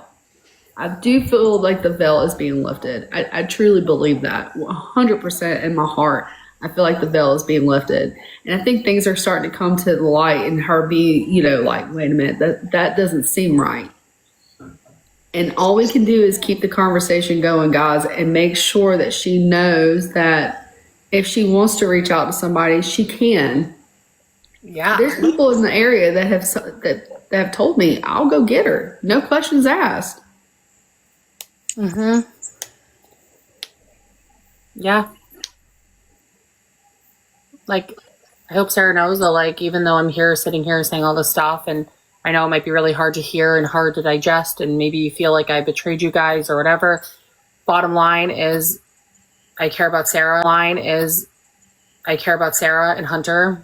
I don't care about Patrick. Teresa, I do care about you, but at the end of the day, you are the parent, you are the mother. And if you know what's going on and you're not doing anything to protect your children, then I do not support you. Whether you have a cognitive disability or not, because from my understanding, you are very well aware, and you've been very well aware for a long time. And there is a light at the end of the tunnel. This doesn't have to be your life. This doesn't have to be your children's life. No, You can break the Sarah. cycle. You just got to start. Yeah.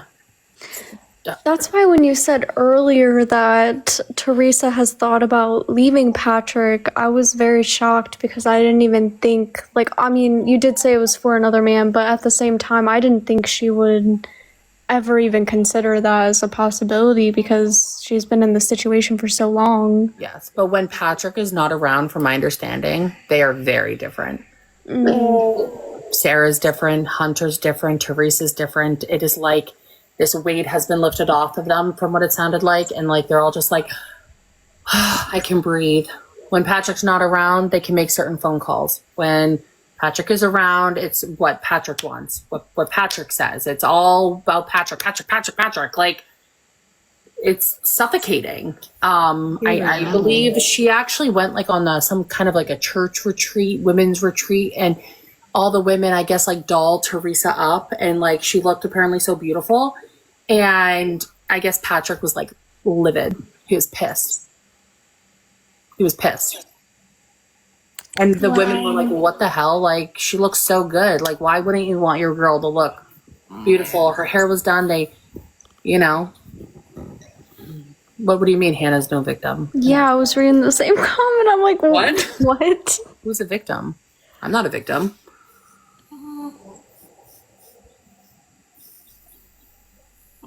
That was weird. Yeah. You. Yeah, like what? Yeah. So that was sad to hear that she like really enjoyed her time. She was so happy to be on that trip. And then I think that was one of her last trips. Yeah, you can't have people out there putting bugs in your ears and bringing things into the light. You got to keep them separated. You got to keep them, away from everybody. That's the only way that you're going to make sure that you keep control. Yeah. That's so sad. God.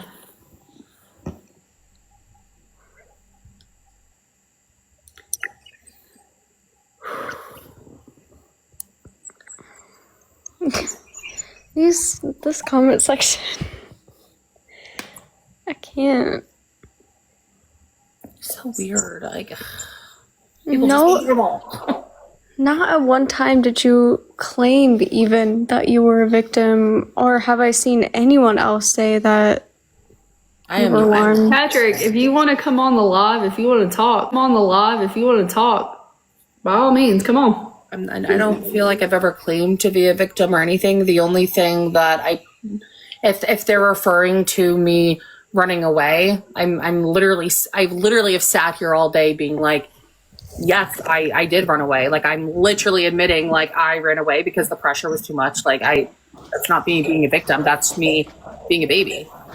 I brought in Girl Talk. Hello, Girl Talk. How are you? Hi, how are you? I'm good. I've been reading some of your comments, and I feel like you've got a lot of like insightful like thoughts.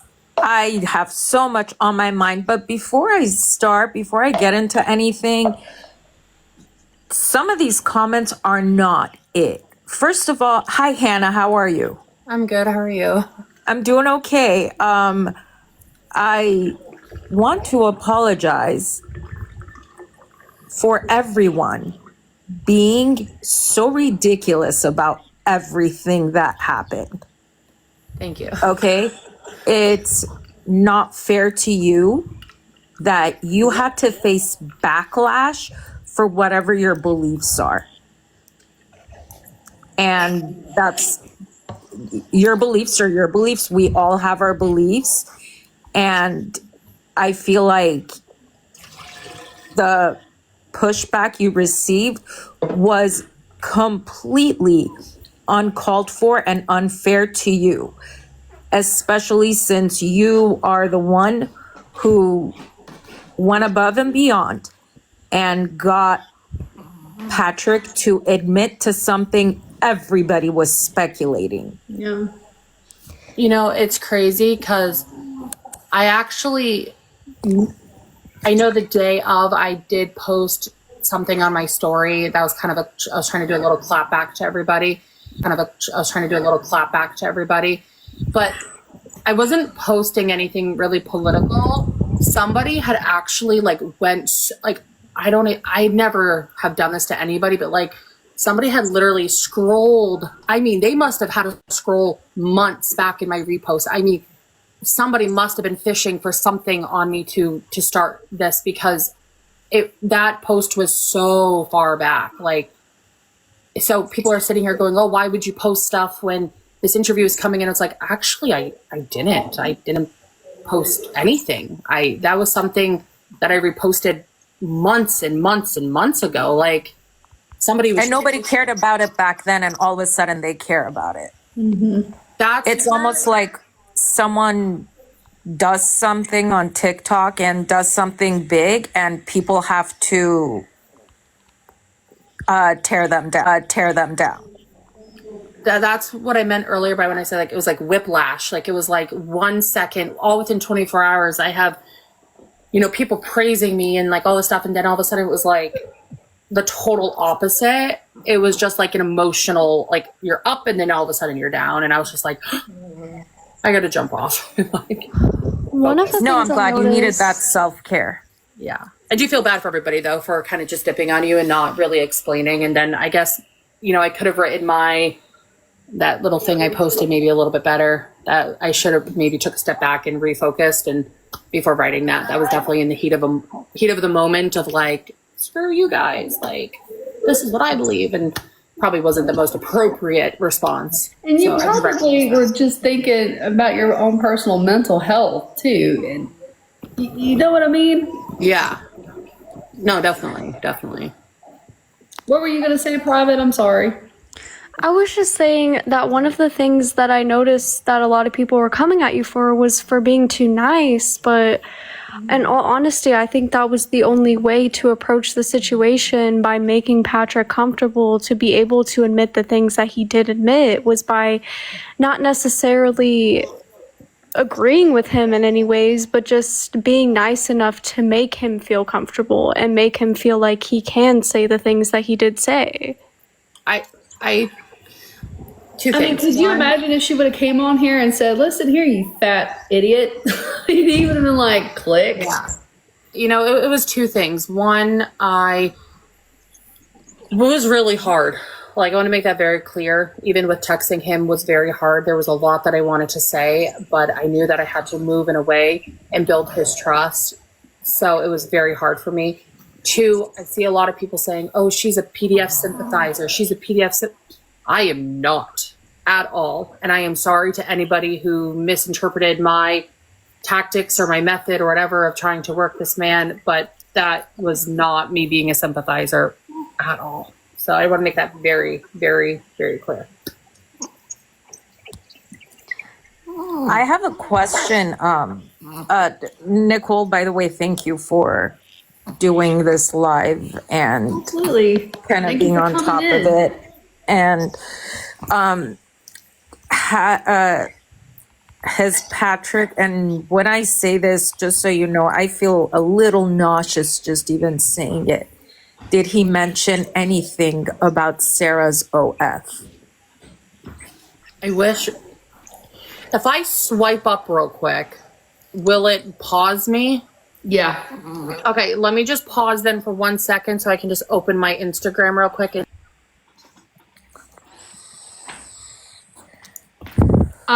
Real quick recap, since she's paused for a second. We're just going over the live that Hannah did this afternoon. She's basically just coming back onto the platform and just giving her side of the story of what she knows or what she and Patrick have discussed. There is a book of text messages between her and Patrick, and she's going to release them on a separate day on like an actual video of conversations between him and her. He knows, he has admitted to the Literotica account. He has admitted to the fact that Sarah never moved out, that she still lives in the same apartment complex, the same apartment building, the same apartment unit with them. So they're all still together. They're all still together. So this is what Nobody has. They may have gotten into a bigger unit where it's like two separate units, but there's like there's like a door that separates them. So they're all Okay, so it's like one of those connecting, yes, like connecting rooms. Okay, Yes. I see.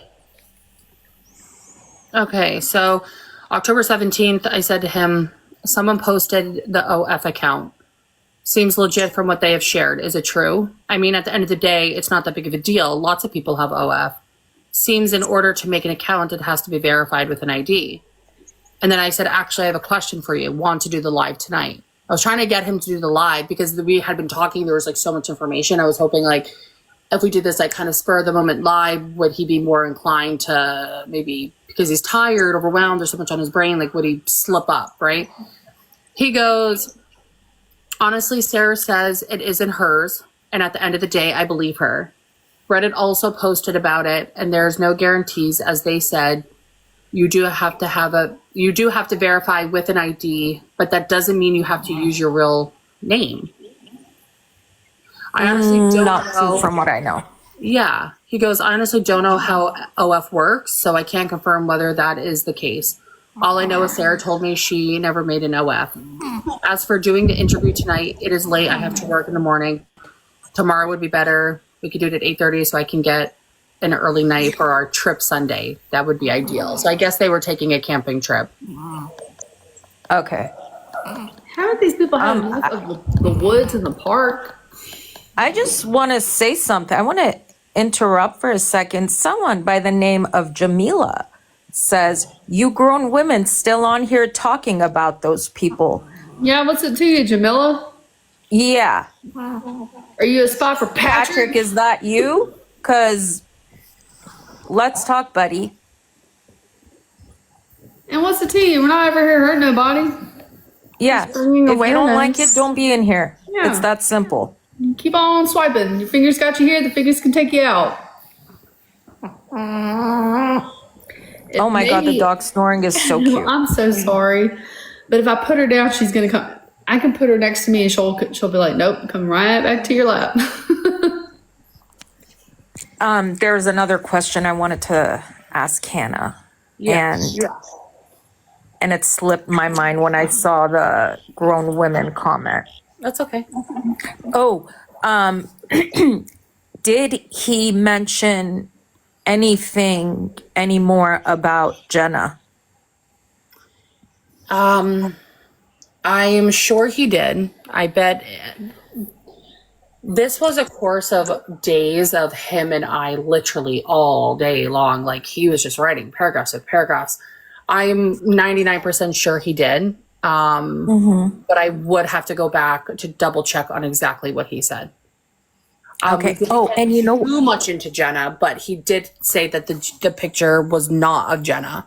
That was 100% through an AI thing, and I don't believe him. Who did That's the debatable. that Nightmare team Yeah, so. I think it was over there doing the Lord's work? You can't tell me that that's not her. I think he uploaded what I believe is that he uploaded a picture of her and asked it to make her into an AI, like, fan view type, AI model, and that's what was given. Poor girl. and All she was now I trying to do remember was do the some- question I wanted to ask. And I may have missed it because I came in middle of this live, so I don't know if you spoke about it already, and if you did, I'm sorry, I wasn't here. Did Patrick say he was a victim at any point in his life?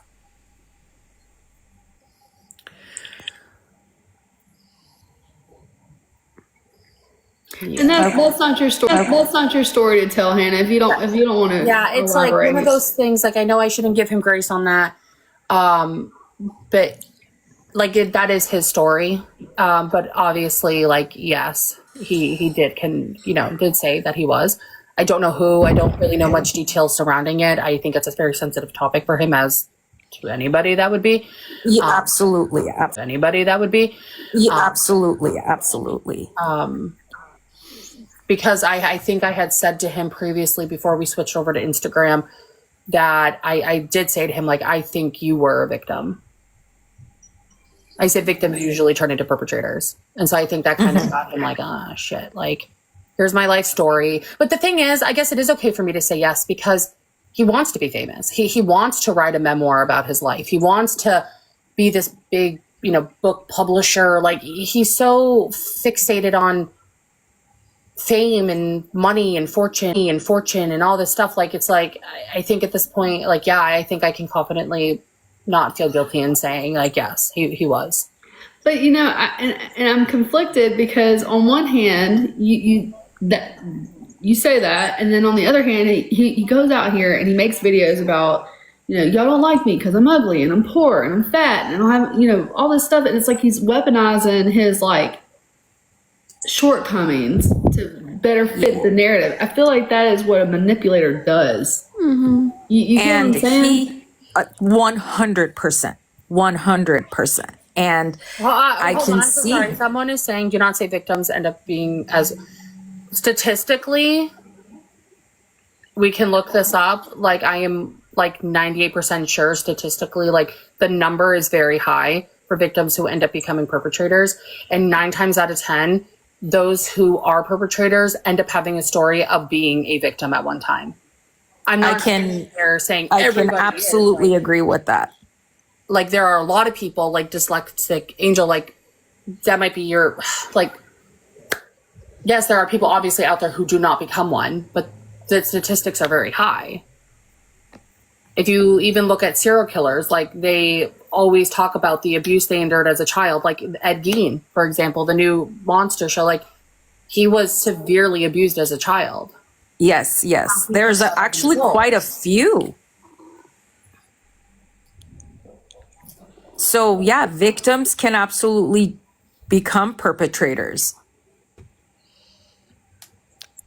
They I've seen can. conflicting. They I've seen can. conflicting. But we shouldn't say statistics. most of the time because that's putting a blanket statement over people that have been abused in their lifetime, and that's not fair. I've been abused. I'm not an asshole. I mean, I might be. I don't know. But I don't think I am. You get what I'm saying? It's our responsibility as we become adults to recognize when we have traits that are bringing us back to that zone of being in our abuser's like shadow, and we have to make that conscious decision not to do that. Absolutely. I think a lot of people have been victims, whether it's of SA, DV, whatever it is. But some of them, and I can only speak on my own behalf, I have been a victim of both those things. And I knew that it could take me one of two ways. And what I did was get help. But you So- had to recognize that you So- had to recognize that you had a problem. I don't feel like Patrick does that. I'm sorry to anybody who was offended. I'm reading the comments. That was not. I'm sorry. That wasn't meant to offend anybody. And that's why we're having these Just- discussions. It was just something that I can't fix was what I always don't know. told. It was something I was told, by professionals. So if that's why I said let's look up the statistics to, if I'm wrong, I'm wrong, and I take accountability. So if I'm wrong, I'm sorry. I knew exactly what you meant. Like, I can see how it was misinterpreted, but I know exactly what you meant. I think what my care, it's one of those things you have to be careful with your words, right? I think for me, I was more looking at Patrick because his family dynamics. I think this issue, his two brothers were convicted, right? So I think you look down that line of when he's confessing that he was, and there seems to be in that family at least a generational issue with this. Not only It's absolutely that, generational. yeah, a lot of perpetrators do have that history of being victims themselves. It's just not all victims end up turning out that way. Yeah, that was a good way to put it. Yeah, absolutely. That was great. I guess what I'm trying to say is I personally, and this is everyone can have their own opinions on this. And I absolutely don't want anyone to give their opinions if they're not comfortable. It's for me, I have sympathy for victims. And with Patrick admitting that he's a victim, I don't think it's a free pass for him to do what he has done. It's not even in the slightest bit. And that's just my take on it. Right now, we have. I believe that Patrick is the type of person that will weaponize his trauma, if there is Exactly. trauma, to better fit the scenario of what he's trying to convey in that time, to get sympathy in a sense. Exactly. Patrick is dangerous, you guys. Like he can read a room and he can adapt to however he needs to make sure that you feel whatever he needs you to feel. He's done that in his family unit. Mm-hmm. Look what he's done with his daughter. Yeah. If he needed her to stick up for him, then that's what he needed her to do, and he would convey convince her to do so. If he needed her to show sympathy towards him, that's what she did. Well, that's why he said to me, he was like, oh, I'm like the boy who cried wolf. Like, no one's ever going to believe me now. And it's like, yeah. Like, I know you're trying to now use that saying to now get people to feel bad for you and then try to, but like, you're not doing, like, you are the boy who cried wolf. You continuously pathologically lied online. And so, like, for me, like, I don't believe you on anything you're telling me. Yeah. I don't know. That's a doozy. That is a doozy. Because I never want to discredit anybody that comes to me and says, I've had this and this and this happen to me. I will always give you the sympathy. But when you are blatantly hurting people and you are taking the youth and the spark and the magic out of a child, I just don't have it for you anymore. I don't. I think you can have sympathy for somebody for something that happened to them because you know that that's not okay. Like, he did not deserve that as a child. But you can also still say you are a bad person because you continuously chose to do these things. You didn't get help. You had people, you like, you can still have sympathy, but also still hold them accountable for their bad actions. Yeah. I don't know. I feel like the conversation was probably done between him and Sarah, and he's like, Sarah, this is the way that I am because of the things that have happened to me. Do you think I would ever actually do that to you? I love you. I would never hurt you. I feel like that has always been like a leverage with him. Mm-hmm. Does that make sense? And she 100% just like believed that, took it as it was. Exactly. Why wouldn't she take it any other way? But I believe I'm sorry. I believe she knew about the Literotica account way before he said that she did. I believe you're right too. I believe so too. They 100%. Were living in a very tiny place. That language is not, oh my gosh, like, that is how Sarah speaks. I'm sorry. I have two people.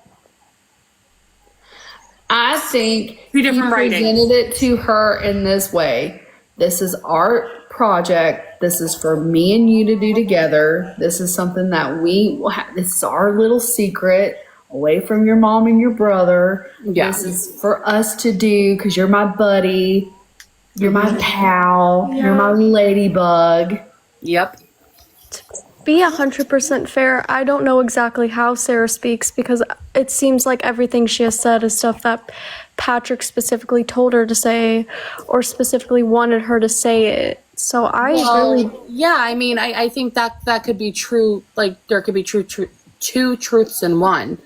But I think Sarah did the writing because I talked with Patrick like while he was at work and stuff. Like, his type, the way he types, the certain words he uses isn't anything like Sarah.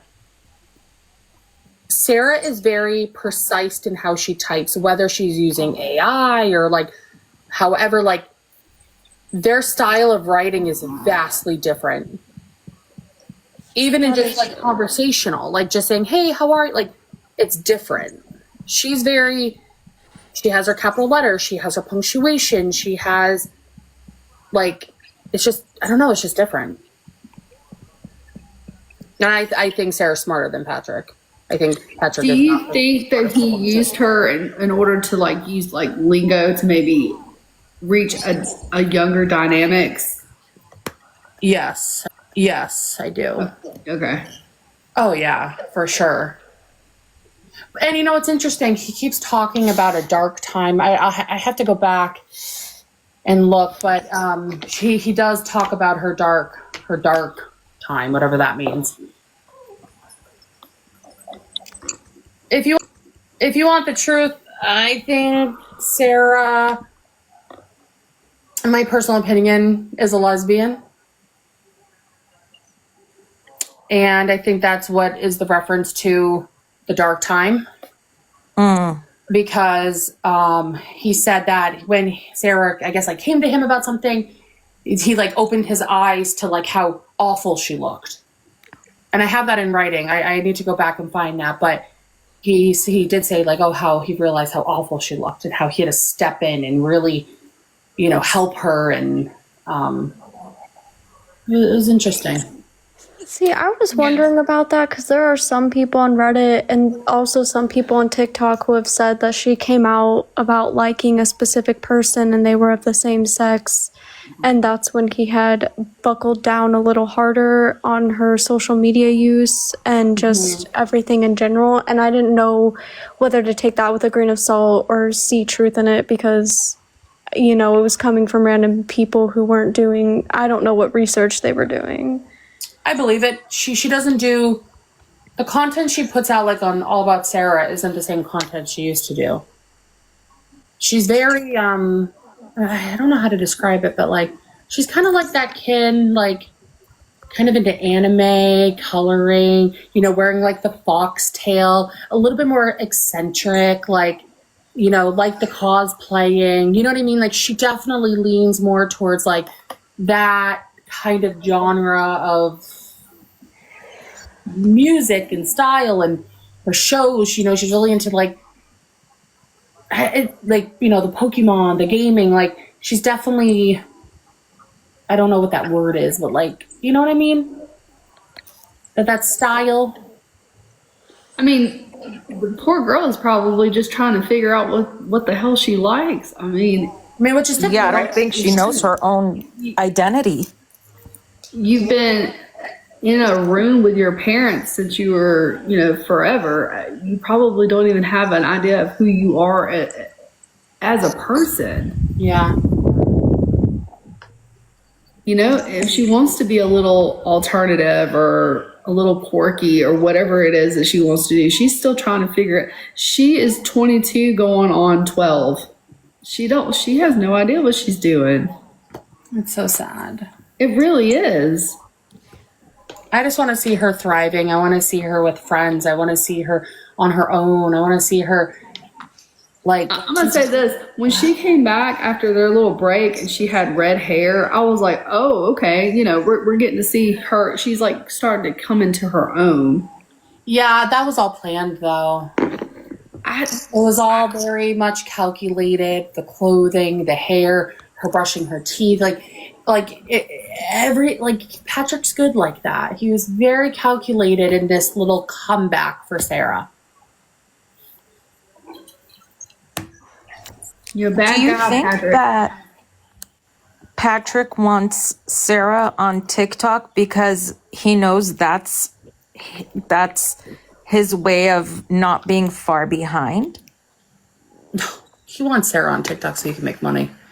Yeah, he wants her to be an influencer. Sarah is his puppet. Sarah is the moneymaker. Sarah is the thing that's going to get him big. It's like weird. It's so once you see some of the screenshots and how he speaks, like I think you guys will start to see what I mean by like this is all about money.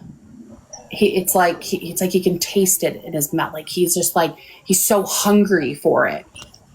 So Sarah's his cash cow, basically. Yeah, I think Sarah, he saw this opportunity. I think he's telling the truth. I do think he's telling the truth when he said, I took this opportunity of everyone talking about me and Sarah being too close, because he said, we picked out certain music, we did certain touching, we, got people talking.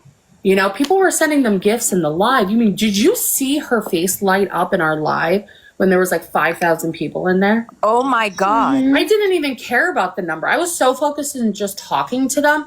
And when she stopped me abruptly, I was like, are you kidding? Is this really happening right now? Like, I'm gonna be honest with you, Hannah. I'm glad she did that. I was like, this is exactly what people need to see. That is her mentality. Her mentality. yeah. It was if nobody else really focused or could really see what was going on right then and there, I hope that was an indication of what we're playing with here. She has we're over there talking about serious matters, and she's like, oh my God, there's, I don't even know how many people, a shit ton of people in here. 4,000. The same with the gifts they were getting, her reaction to those as well. Like, oh my God, we just got I don't think it was a dragon at the time. I can't remember what the Galaxy. gift was. Yeah, Galaxy. She was like, oh my God. Like, she was very excited. And It was insane. It was like, read a room, honey. She can't though. I also think when you come from poverty and you finally start to see the income coming in a little bit, that can really get you going, you know? And I think that's what, I mean, the fact that she didn't deactivate her account until she could get the money from TikTok, whether it was, sorry, I just saw a comment about, you guys, yes, I did block a bunch of people and there was no rhyme or reason for it. Like, well, there was none of you guys did anything. It was just me blocking anybody who started following me from that live because I didn't want to deal with any drama. But if you want me to unblock you, I will, as long as you're nice. I think you need to go on an unblocking spree, my friend. Yeah. I think I literally blocked like 400 people.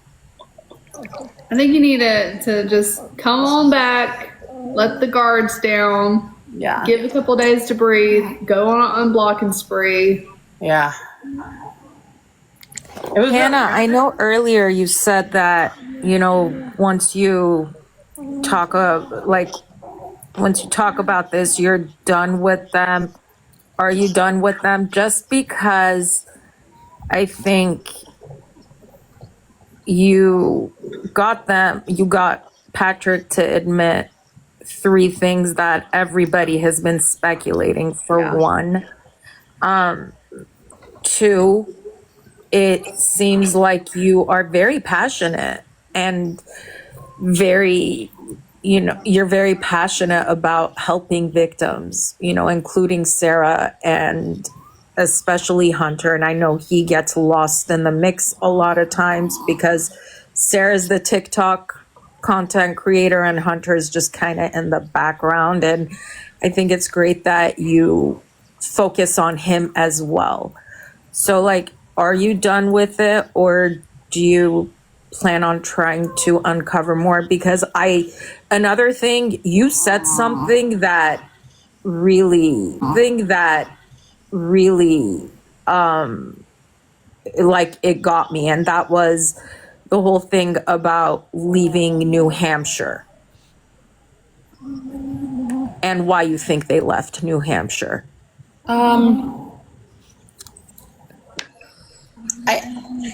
I don't think that I necessarily want to be done with the dad and daughter dream team. I think I want to be done with the online hate. I don't feel like it's fair. And I know that's something I personally have to deal with because life isn't fair, right?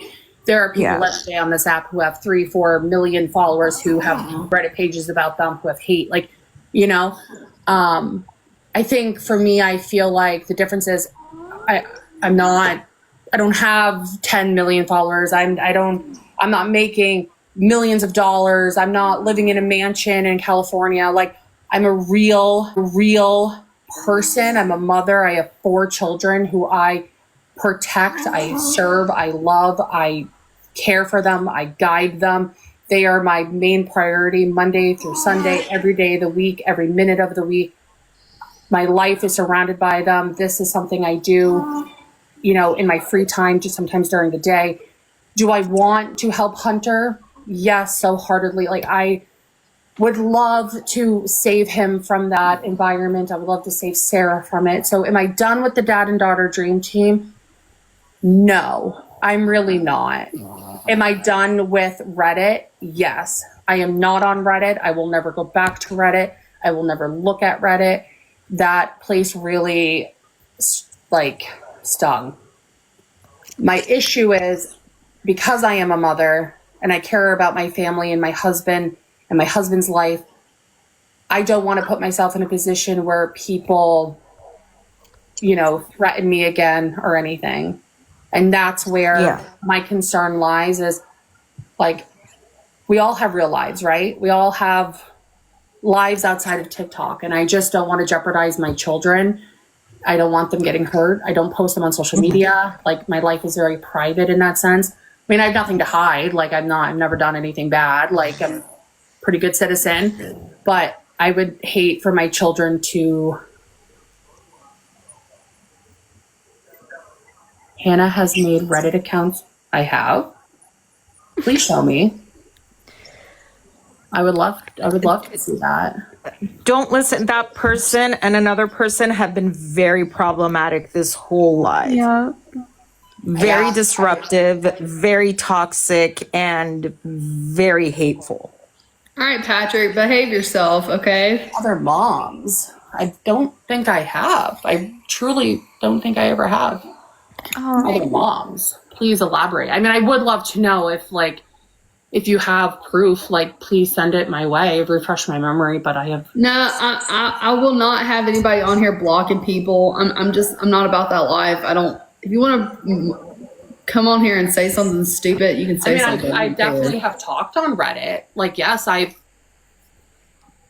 right, Rosebud, send it then if it's very factual. Hannah, I will say, I completely respect you deciding not to go on Reddit, but if it gives you any peace of mind whatsoever, the mods on the page have made it very clear that they are not to talk to you in any negative manner or at all, really. They want to keep it very much about Patrick and Sarah as much as possible. I can confirm that. Thank you for mentioning that, Private. They've been very good about making sure no one says anything negative about Hannah, because let's be honest, she does not deserve it. I also received a message somebody had sent me being like, oh, we have a Google Doc on you for being racist. I'm like, you have a Google Doc on me? Like, this is where, like, things got crazy. It's like, what have I done? Like, it's just, like, this is what I mean by, like, I don't know if I can handle all of that, you know? Like, because y'all don't know. Who is this? Rosebud, what do you know? Rosebud has got 36 followers and they're following 39 people. Who are you? I was just looking at the same exact thing. Yeah, I don't know. They keep commenting a lot, though. Rosebud and Angel have been on a sick one. Rosebud, if you know something and you want to share it with the class, send it to me.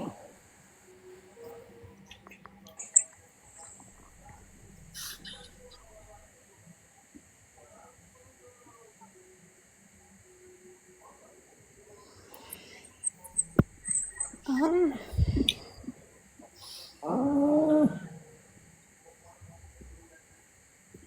don't know. That's so weird. Someone said the two are just PNS. I mean, I'm not going to block people. I'm not going to do that. That's not.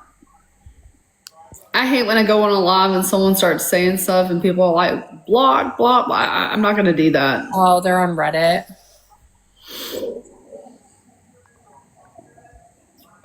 Oh, okay. Whatever. I don't care. Ugh.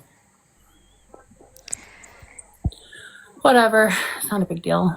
Yeah, whatever. Rosebud, no one's going to look into Hannah's past. If you think you have something, she says she's an open book. And I think you need to leave this alone, because at this point you're slandering someone's name, someone who happens to be a mom and someone who has happened. The only thing I can think of, literally the only thing I can think of, is I was involved in some stuff on TikTok a while back. If this is what they're referring to, there was a girl on here that I became friends with who she was being bullied by another creator on here. I got involved and multiple other people got involved in the situation. And it was a very tumultuous 3 years of this situation that I actually ended up putting a restraining order on the woman who was bullying the other woman. And my restraining order was granted on this person. So that's what they're referring to. Like, I will talk about that every day because what happened was crazy.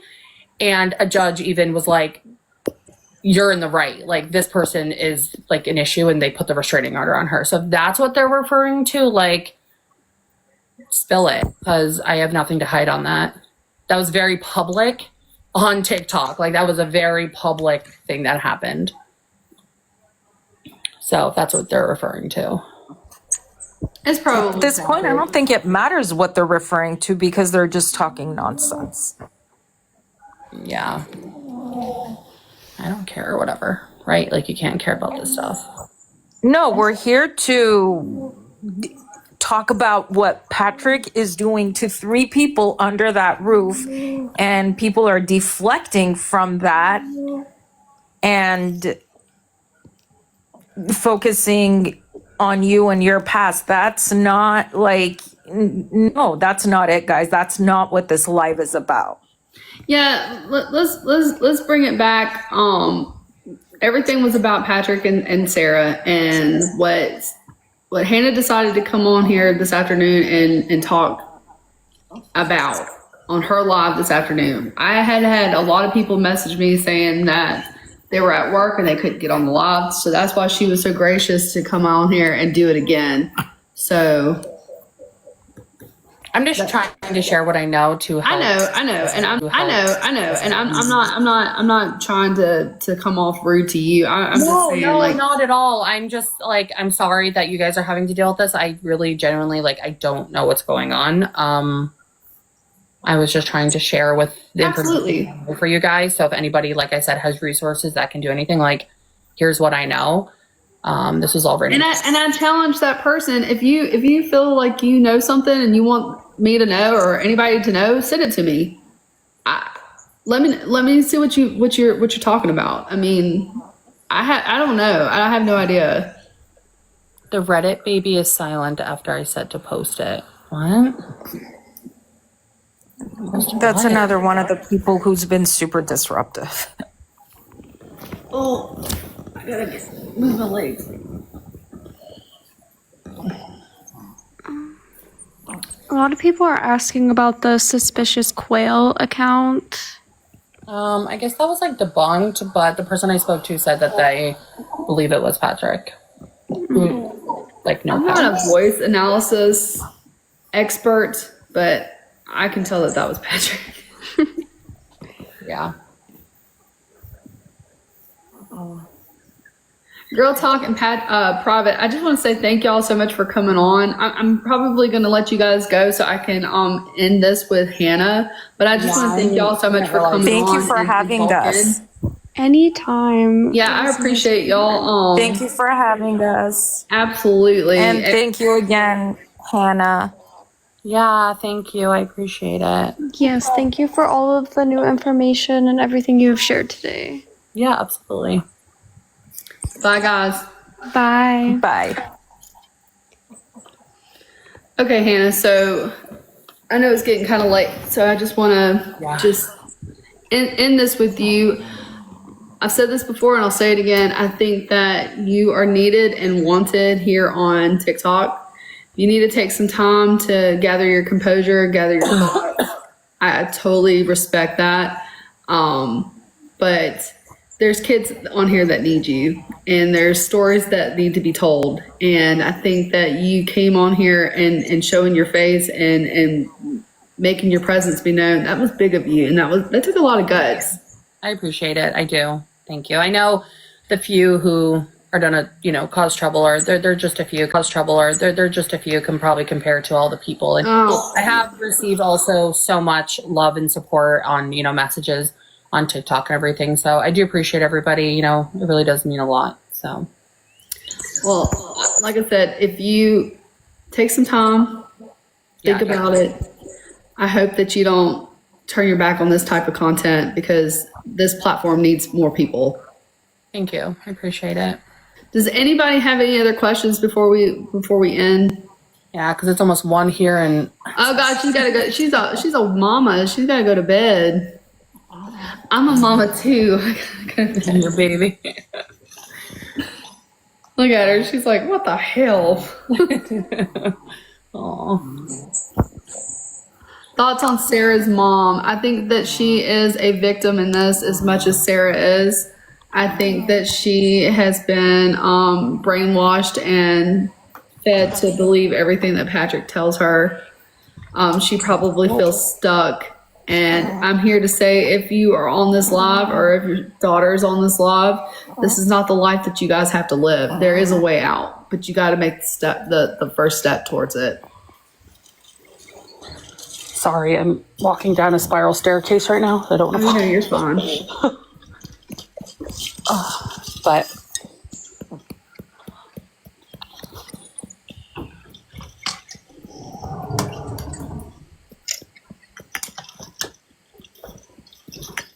And I also want to say this, I am not going to stop talking about this. So if this is not the type of content that you like, then you may not like me.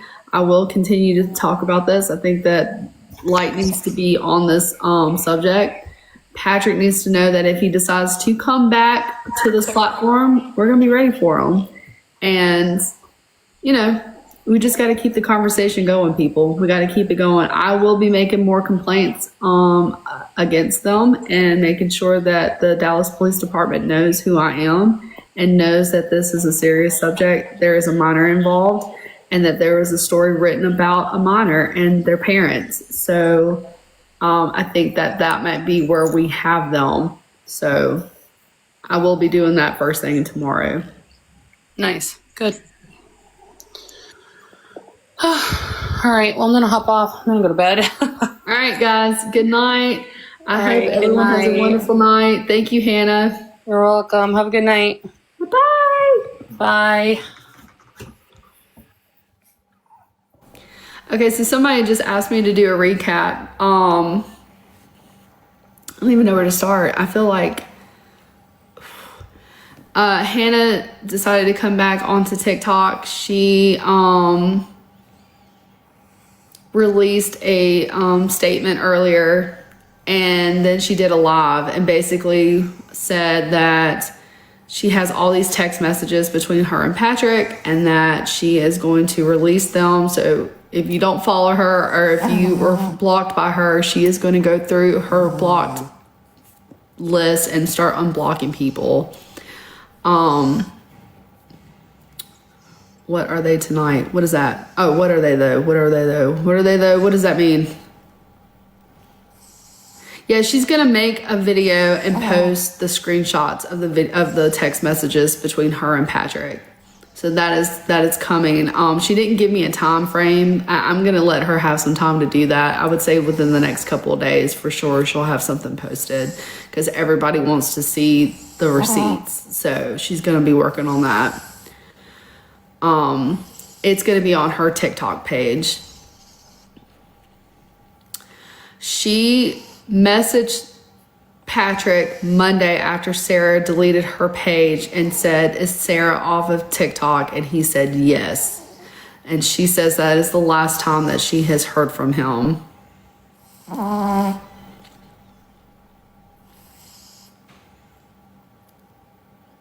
Yeah, and she and I actually follow each other now. She had blocked me, but she just unblocked me. As soon as she posts something, if you're not following me, I suggest, maybe follow her if you don't want to follow me. I will be reposting what she posts. I'll be making videos about it, making sure that everybody sees her videos.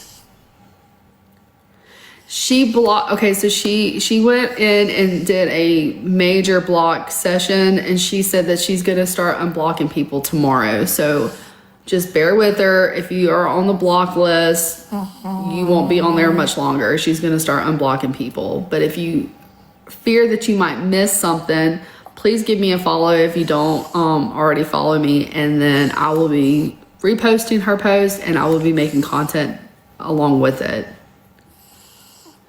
She said that she just did not want to see anything about the dad-daughter dream team, and she just started blocking people. I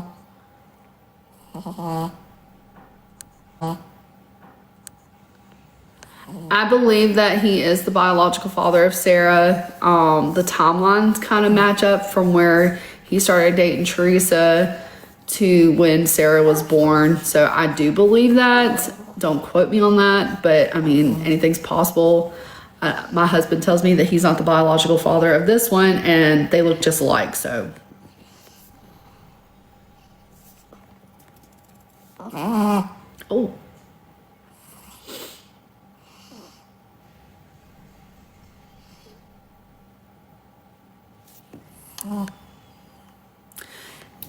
Teresa and him were working at McDonald's. I actually have a video pinned up on this on my page. He says that he walked in on his first day. She was working the drive-thru, and he says it was love at first sight. He saw her. She gave him a smile, and he was smitten kitten. He could not think of his life without her. And he said, and the rest is history. They got pregnant shortly after they met. I think they met in August, and they got pregnant in like November is what he said, which I think that's a lie. I think she got pregnant in like September, but that's neither here nor there. Who's older? Oh God. Patrick's older. I think Patrick's older by like a year.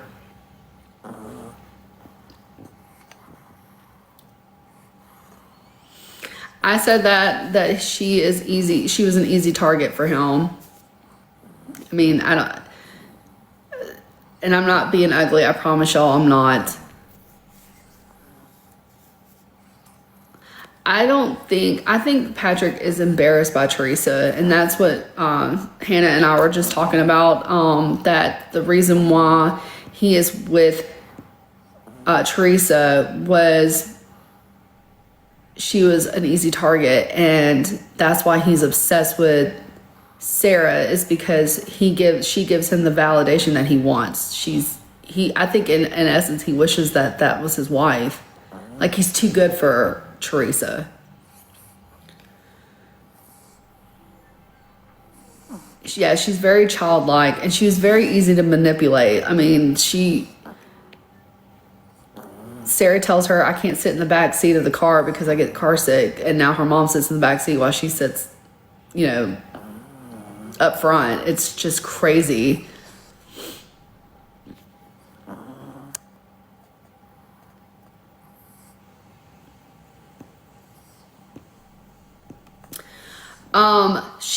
From what Hannah can gather, it was not confirmed or denied, but she truly believes that Hannah does have a new job. I believe that Hannah works at the extended stay. That's just my opinion, because I don't see how they're able to afford this astronomical rent on a vape shop person's salary. So I think that she got a job at the extended stay, but that has not been confirmed.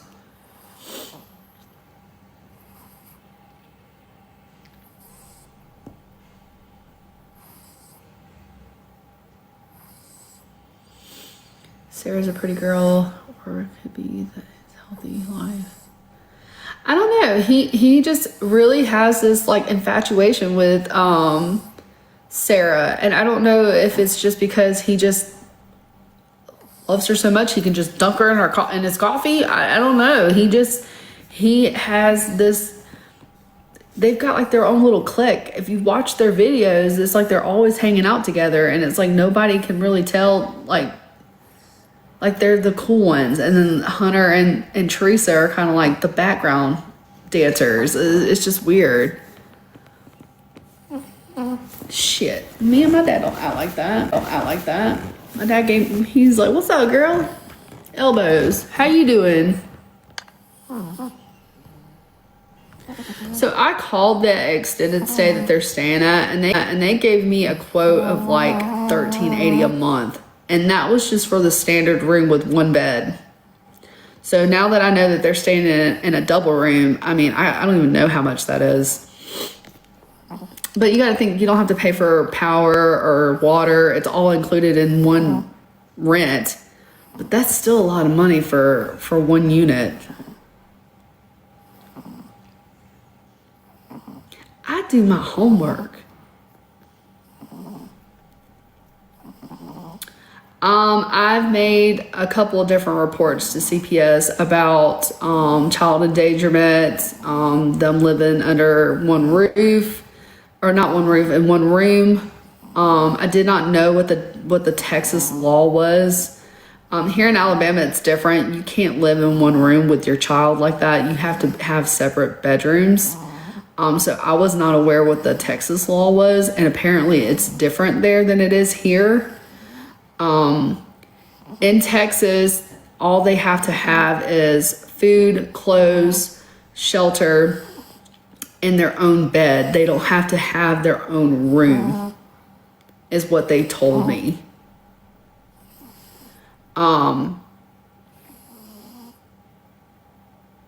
That even if they're staying in one room, as long as everybody has their own bed, that was okay.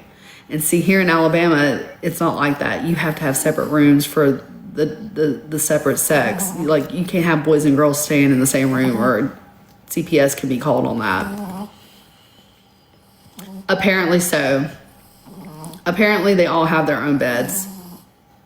I mean, Patrick and Teresa don't have their own beds. They sleep together, I think. I don't know. I don't know what they do.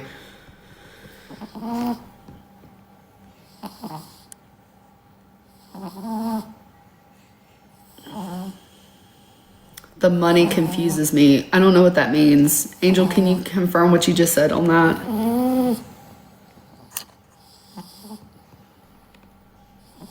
Said at one point, to be honest, I do think Sarah and Hunter are sharing a room. So the way that it has been explained to me is that it's a room and it has like a door and it goes into another unit, and it's like they're all in conjunction with each other. Each room has like their own door that goes outside into the hallway, but you can get into the room going through the door. So Hunter sleeps in the big bed that comes with the room. I think it's like a queen or a king size bed. And then Sarah sleeps in her little, I don't know what the hell that is that she sleeps in, that little bed. And I don't know if they did that because I'm not exaggerating.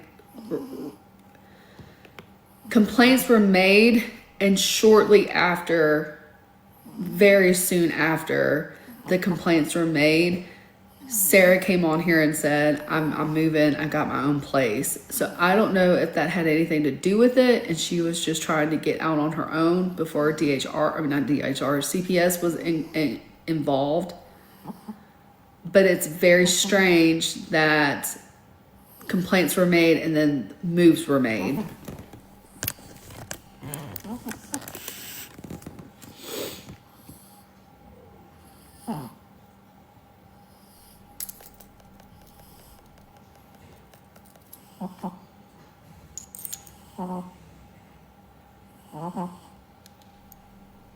Medical cot. I don't know what the hell that thing is. It's so weird. And then, you know what's so stupid? What's so stupid is that he thought, you know what? We're going to come on here and we're going to lie to the people and tell them that you just don't want to sleep in a big bed. You just rather sleep in your little tiny little medical cot. You don't even want to sleep. You don't even like a big bed. Big beds give you the ick. So weird. And then they're doing all this shit and he's writing that crap with everybody in the room. Give me a break. Oh, it just makes me so mad. Disgusting ogre.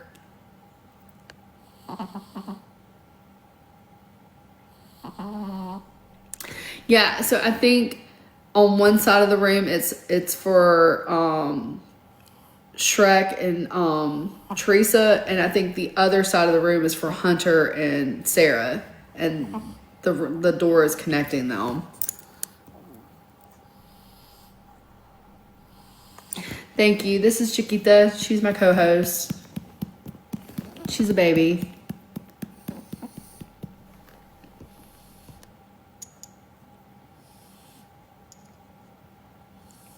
Yeah, can you imagine? They've lived in this one room for what, over a year, over 2 years? Everybody living in one room? One room.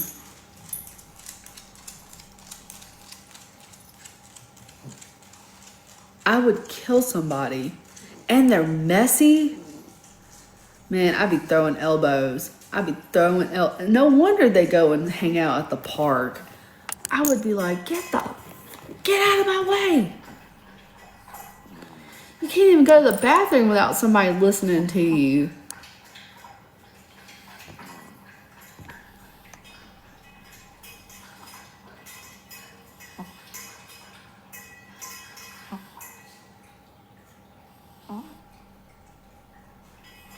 CPS told me that I needed concrete evidence. That's why I'm asking Hannah to release the messages to me so I have something to give them. Because without me having some sort of evidence, something other than, oh, this guy came on TikTok and said da da da da da, I have to have something to present them. And on top of that, it's my word against his. Even though I have snippets from different TikTok videos, I have to have something more concrete. And now that she has come forth with this stuff, I think I have something now. Yeah, I'm an hour behind her. So when I told her 9 o'clock, she thought it was actually 9 o'clock her time, which was 8 o'clock my time. So I jumped on with her, and then because she went on a blocking frenzy, a lot of people that were wanting to get on the live could not. So we had to get off of her live and let me host it so everybody could join the fun.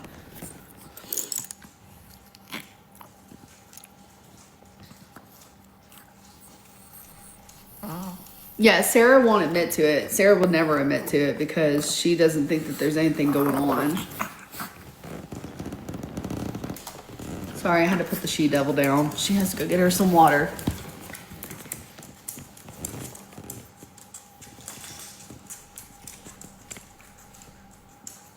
Oh, thank you. I appreciate that.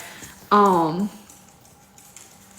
know, someone asked me the other night, like, why do you keep talking about this? Like, they're not even on TikTok anymore. Like, just leave it alone. And my response to that was, I got to keep talking about it. I have to. I owe it to her. I owe it to him to keep talking about it, because I feel like there for a while, you know, Hannah had left, and I feel like only other people that are actually talking about this is because they want some sort of validation or get followings or something. I don't care if y'all follow me or not. Everyone that's following me right now, go and unfollow me. I don't care. I just want people to know the story. I want people to know what's going on. I want people to hear the story and to stay informed of what's going on. Oh, come here, old man. That's why when I told Hannah I want her to come back, I mean it 100%, because I feel like she needs to come back.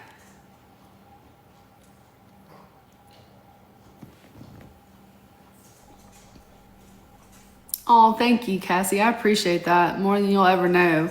I truly love making content and making people informed about this type of situation and what's going on out in the world. And I told Hannah this earlier, this is just the tip of the iceberg. This is going on in our schools. This is in our neighborhoods. This is everywhere. And it's going to be my job to make sure that I bring light to the situation. You need the blanket? No.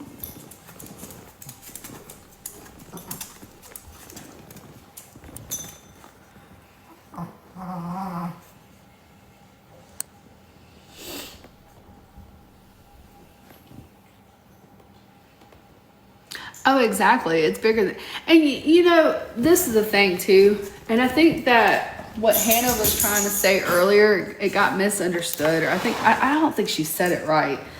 You know, if we don't get if we don't get Sarah the help that she needs and that she deserves, if she ever does get out of this and she ever does go and find her own like family, or, you know, gets out on her own, what are the chances of her like repeating this behavior and doing this to her family?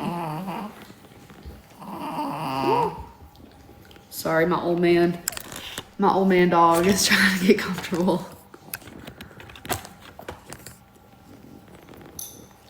And I don't want her to fall victim of meeting some guy off the street that's gonna take her away from this and end up hurting her because she wants so desperately to get out of her situation. And usually that's what happens. And I'm not trying to be ugly, but speaking from experience, I'm telling y'all, if you don't like get help, some guy's gonna come and just whisk you away, and you're gonna just run away with him, and he's gonna treat you just as bad as you were being treated in your first situation. But you're running away.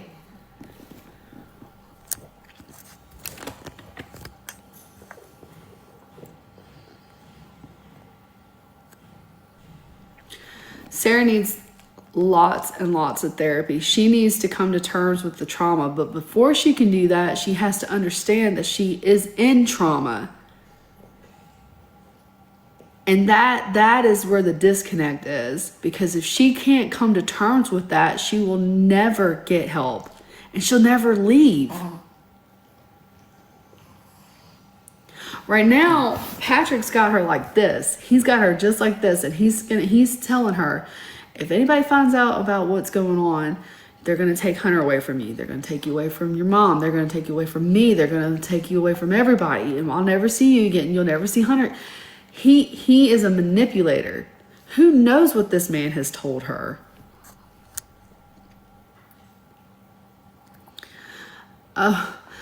What's the latest update? We just got off of how long were we on live? 4 hours, 3 hours with Hannah, and it is a doozy. If you follow Hannah, or if you were following Hannah, she is going to release some text messages between her and Patrick.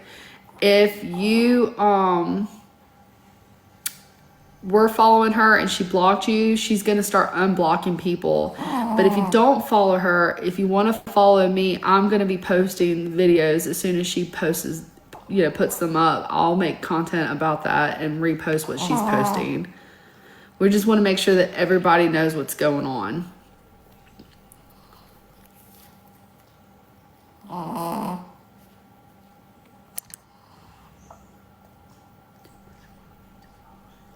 I know it's a lot. It's a lot.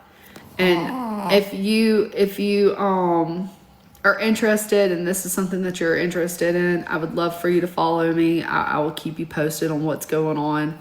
I have made complaints to Dallas PD about them.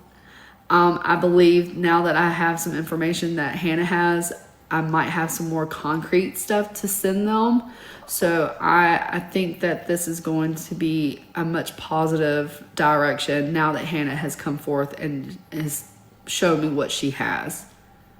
He's 15, I believe.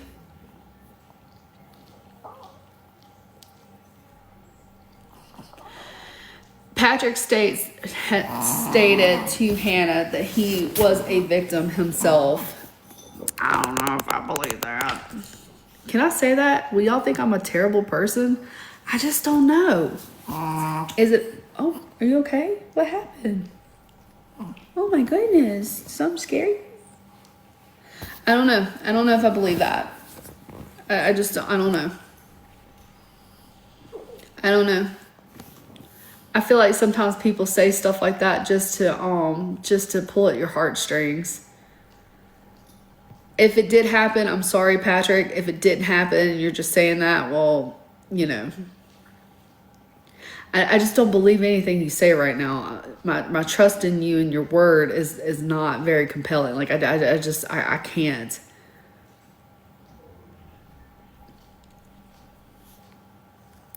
At what point do you stop saying certain things because you're trying to pull at people's heartstrings? You know what I mean? It's like, I don't believe it.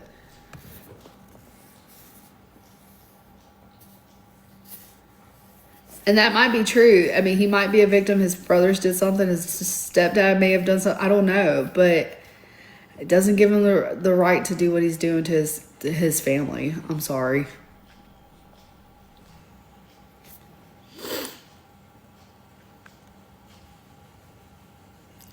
They will. They'll do whatever. It's like a narcissist can read a room better than anybody can read a room. If you see that I respond in a certain way after being told something, you're going to zone in on that and make sure that the conversation is about that, and you know exactly what to say to make me feel a certain way. And that's what he does.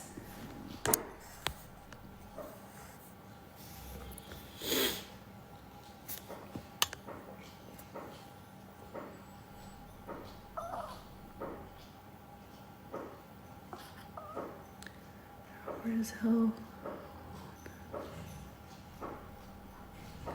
Well, I don't. If I'm gonna be honest, we're gonna play the honesty game.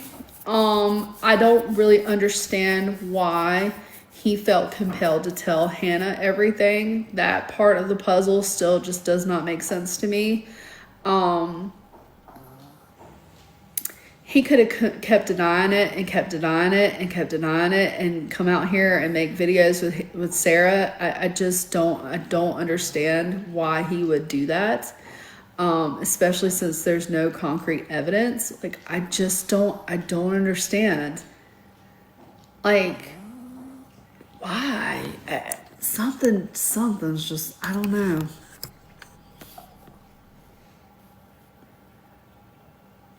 I mean, yeah, he said that, what was it? Right after the interview, he came on here and said, I just want to start cooking again, and I just want to do cooking with Dad. And I truly believe that's what he wanted. It's just so weird to me that he would go about it in that way.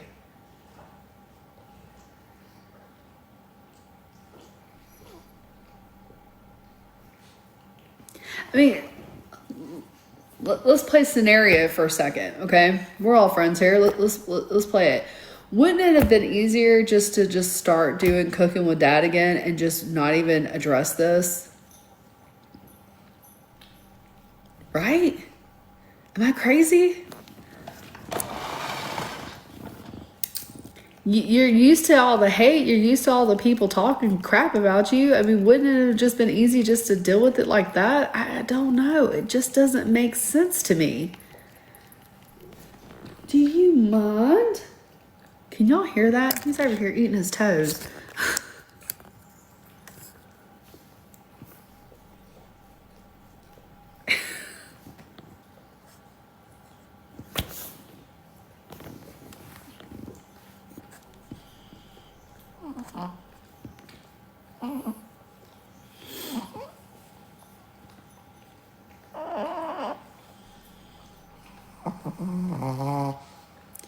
Yeah, he cares so much about his reputation, but he's willing to come on here and tell everyone that he wrote the Ariella Brigman account, and then he's going to come out here and say that he wrote the Literotica account. It's just, I don't know. It's so weird.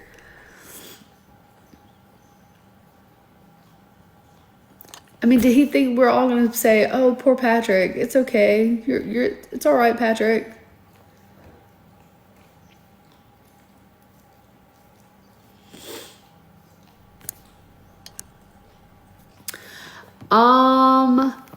I don't know if anybody recorded it. I mean, I don't know. Maybe. I know some people recorded it and put it on Reddit earlier today.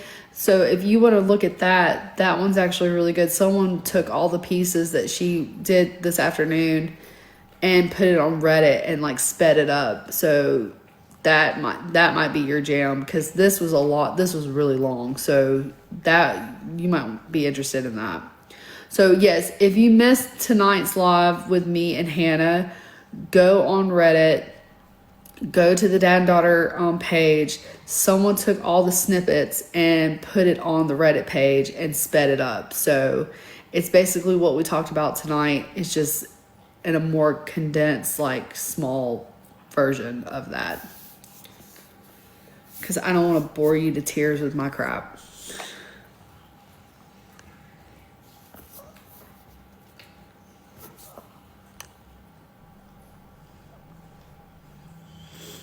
Oh, thank you. I appreciate that. Yeah, I'm going to keep you guys posted on what's going on this end. As soon as she sends me the messages and I have an actual, like, them in my possession, I am going to send everything that I can and make a complaint. And then we're going to go from there.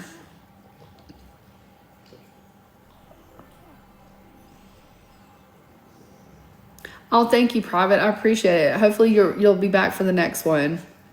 I just love talking with all you guys.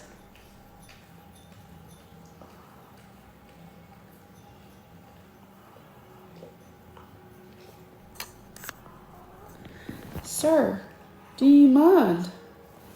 The people can hear you chewing. Yeah, it's a little wild. I don't know. I don't. It's a lot, man. It's a lot to unpack. I don't know.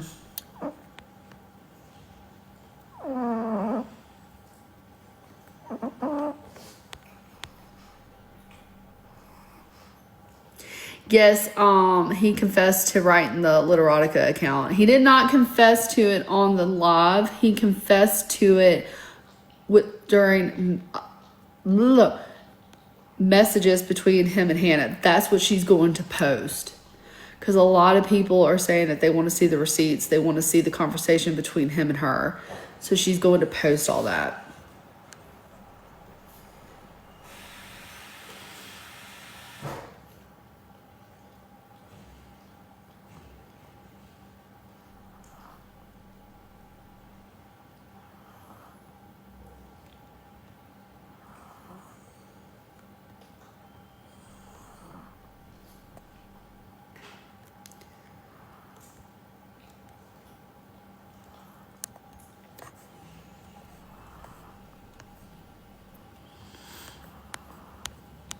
I feel bad for Jackie the dog. She there was something, what was that? They did a video and she had like gashes on her head. I was like, oh my god, that poor baby. Obviously I'm the crazy dog lady,